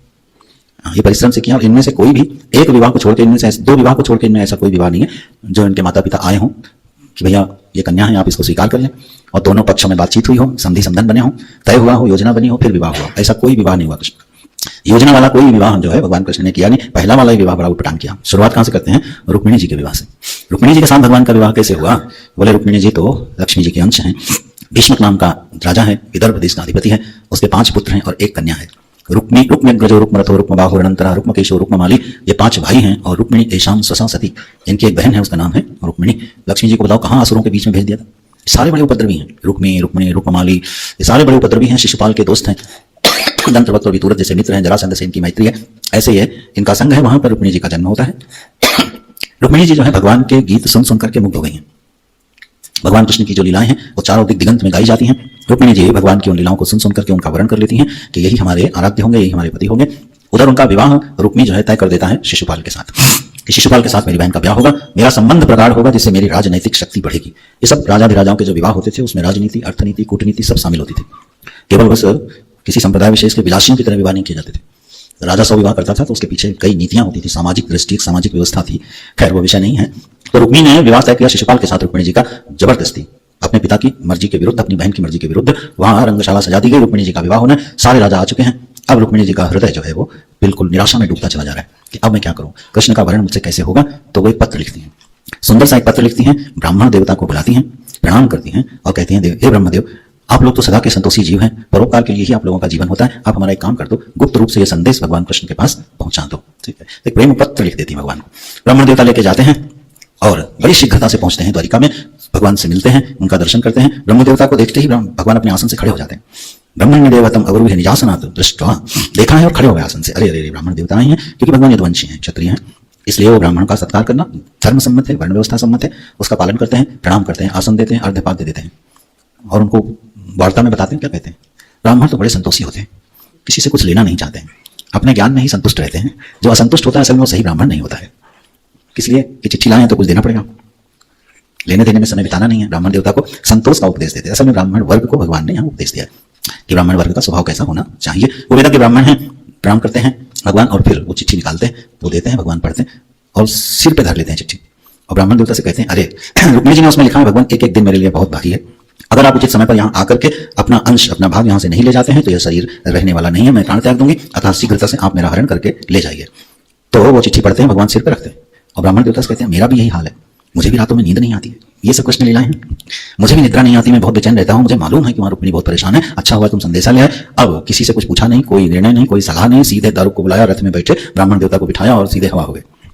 इसलिए कृष्ण लीला स्मरणीय है।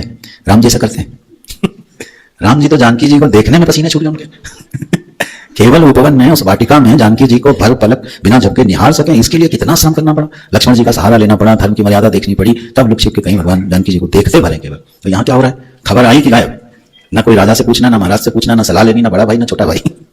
बलराम जी को बड़ा प्रेम है भगवान से, बोले कृष्ण जी निकल गया लग रहा है, कोई बात है, तुरंत अपना रथ दौड़ा देते, मुझे जरूर ये कोई उपद्रव करेगा, इसको हमारी जरूरत पड़ सकती है, तो अपना रथ पीछे दौड़ा देते हैं भगवान के, और भगवान पहुंच जाते हैं। उस सभा में जाने से पहले बाहर रुक जाते हैं। इधर रुक्मिणी जी का एक एक पल भारी हो रहा है, बार बार खिड़की पे जाती हैं, झरोखे पे जाती हैं, देखती हैं, अभी तक आए नहीं। अब तो वैदिक रीतियों से जो विवाह होना है उस रीतियों का भी समय आ गया है, मंदिर जाने का समय आ गया, वर्ण करने का समय आ गया, ये देवता अभी तक आए नहीं, बड़ी विचलित होती हैं। अब करें तो क्या करें, फिर जब भगवान कृष्ण बाहर रुक गए, ब्राह्मण देवता को आदेश दिया, जाओ मेरा संदेश पहुंचाओ कि मैं बाहर आ गया हूं, जब कल तुम अपनी कुलदेवी के मंदिर में प्रणाम करने आना, और प्रणाम करके जब तुम बाहर निकलना तो मैं बिल्कुल तैयार रहूंगा, तुम अपने रथ पे न चढ़ के मेरे रथ की तरफ बढ़ जाना, मैं तुमको उठा ले जाऊंगा। व्हाट ए परफेक्ट प्लानिंग, बिल्कुल सदी सदा योजना है भगवान की। मैं फिर कह रहा हूँ भैया, इसे सीखना मत, आनंद लेना, प्लान ना बनाने लगना और फिर कहना भगवान भी तो ऐसे करते थे, ऐसा नहीं करना। लेकिन क्या सुंदर योजना बनी, बिल्कुल डायग्राम ब्राह्मण देवता को समझा दिया है। मंदिर जाते समय ना आए, आते समय आए, क्यों आते समय जब वो लौटेंगी तो उनकी शोभा को देख करके सारे राजा मंत्रमुग्ध हो जाएंगे और अपना होश खो बैठेंगे, उतनी देर में इनको ले जाऊंगा। वो है योजना का प्रारूप। तो ब्राह्मण देवता जाते हैं, जैसे ही झरोखे से नजर पड़ी कि ब्राह्मण देवता आ रहे हैं, उनकी चाल और मुख देख कर रुक्मिणी जी संतुष्ट हो गए, बोले काम हो गया। अभी पहुंचे नहीं है, उनकी चाल देख के समझ गई कि अगर काम पूरा करके ना आए होते तो ये चाल इनकी नहीं होती, ये मुख मुद्रा इनकी नहीं होती। तो ब्राह्मण देवता आते हैं, सीधे महल में प्रवेश करते हैं, संदेश सुनाते हैं, आपके प्राण प्रियतम नगर के बाहर आपकी प्रतीक्षा में है, कल आपको इस तरह से हरण करके ले जाने वाले हैं। रुक्मिणी जी बहुत प्रसन्न होती हैं, इतनी ज्यादा प्रसन्न होती है कि ब्राह्मण देवता को धन्यवाद देकर छोड़ देती। ब्राह्मण देवता को ना उधर कुछ मिला और ना इधर कुछ मिला, उधर संतोष का उपदेश मिला और इधर इतनी विभल हो गए कि बोले आपने जो कार्य किया उसके बदले में मेरे पास देने के लिए कुछ है ही नहीं, इतना बड़ा कार्य आपने किया है, मेरा प्रणाम ही स्वीकार कर ले। तो ब्राह्मण देवता दोनों तरफ से खा लिए, लेकिन ऐसा होता नहीं है। सुदामा को एक मुट्ठी अन्न से जो वैभव दे सकते हैं, उनके देने का तरीका अलग है, हम लोगों के देने लेने का तरीका अलग है, भगवान के देने लेने का तरीका अलग होता है। तो धन्यवाद देती ब्राह्मण देवता, बड़े आनंद से आह्लादित होते, प्रसन्न होते, प्रणाम स्वीकार करते, चले जाते हैं। भुवन सुंदरी रुक्मिणी जी, जिनको देख करके कोई भी मुग्ध हो सकता है, स्वयंवर की बेला आती है। अब अपनी सखियों के साथ निकलती हैं, पूरी योजना पक्की है, लेकिन उनका हृदय कपड़ा है, क्योंकि जब तक योजना पूरी ना हो जाए खतरा तो है। ये खबर लग गई शिशुपाल को कि कृष्ण बाहर खड़ा हुआ है। तो महाराज विदर्भ देश के जो अधिपति हैं वो स्वागत के लिए जाते हैं, क्योंकि ये परंपरा है, अतिथि है तो स्वागत के लिए जाते हैं, सत्कार करते हैं, सम्मान करते हैं भगवान का। भगवान वहीं रहते हैं, रंगशाला की ओर नहीं आते हैं। शिशुपाल ने सबको सावधान कर दिया कि कुछ गड़बड़ हो सकती, तैयार रहना तुम सब। रुक्मी, रुक्ममाली, रुक्मेश, ये सारे भाई सशंकित हैं कि अब कृष्ण जरूर कोई न कोई उपद्रव करेगा। तब वो योजना रणनीति अपनी बनाते हैं, घेर लेते हैं चारों तरफ से कि कोई खतरा हो सकता है। रुक्मिणी जी जब आती हैं, सखियों के साथ मंदिर में प्रवेश करती हैं और आर्त होकर देवी से आराधना करती हैं कि देवी हमारी योजना गड़बड़ ना हो, हमने जिनका वर्ण किया है हमें उनकी प्राप्ति हो, ऐसा हमें आशीर्वाद दीजिए। प्रार्थना करती हैं, पूरी विधिवत पूजा करती हैं और मंदिर से बाहर निकलती हैं और अत्यधिक धीमी गति से चलती हैं। क्यों?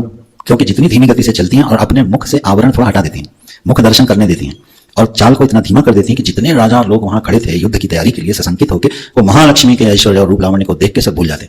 और यही चाहिए था, यही भगवान ने सिखाया था, यही करना। तो वो सबको दर्शन देती हैं और जब राजा लोग विस्मृत हो गए, अपने रथ की ओर बढ़ने से पहले ही तेजी से भगवान की ओर बढ़ जाती हैं। भगवान अपने रथ पर बिठाते हैं और रफू चक्कर हवा हो गए वहां से, बिल्कुल रथ तैयार खड़ा है, दारुक रेडी हैं। अब सब उनके पीछे भागते हैं, सेनाएं पीछे भागती। अब कौन भगवान को पकड़े? लेकिन रुक्मी जो भाई है वो पीछा नहीं छोड़ता, बोलता मैं इस कृष्ण को आज मारे बिना अपनी बहन को इस तरह से ले नहीं जाने दूंगा। बहुत देर तक पीछा करता है, फिर युद्ध करता है। अब भगवान कृष्ण को भी क्रोध आ गया, उन्होंने रुक्मी से युद्ध किया, उसको पकड़ लिया और बहुत अपमानित किया उसको। अपमानित करने के बाद उसका वध करने जा रहे हैं तो रुक्मिणी जी थर-थर कांपने लगी, आखिर भाई है ना। तो रुक्मिणी जी की ओर भी भगवान ध्यान नहीं दे रहे, उनकी मनोदशा भी ध्यान नहीं दे रहे। तब बलराम जी आके हाथ पकड़ते हैं, बोले क्या कर रहे हो कृष्ण, विवाह से पहले ही साले साहब को निपटा दे रहे हो, अरे क्या असर पड़ेगा, जिनको तुम अभी हरण करके लाए रहे हो उनके मन पे क्या असर पड़ेगा, किस क्रूर का वरण कर लिया, भाई का ही वध किए दे रहे हो उनके सामने। भगवान समझ जाते हैं, उसको अपमानित करके छोड़ देते हैं। रुक्मी कभी अपने राज्य में लौटा नहीं, उसने कहा मैं जब तक इस कृष्ण को मारूंगा नहीं, मैं अपने राज्य में लौटूंगा नहीं। इतना अपमान हुआ उसको, अपमान का बोध होता है। भगवान आ जाते हैं द्वारिका में। अब द्वारिका में तो जैसे ही भगवान पहुंचे हैं और खबर पहले पहुंच गई कि भगवान तो वरण करके ला रहे हैं किसी का हरण पूर्वक, तो पूरी द्वारिका जो है सजा दी जाती है, उत्सव होने लगता है, मंगल गीत गाए जाने लगते हैं, मखाने पुष्पों की वृष्टि होने लगती है, वेद ब्राह्मण गाए जाते हैं। श्री कृष्ण चंद्र भगवान की जय।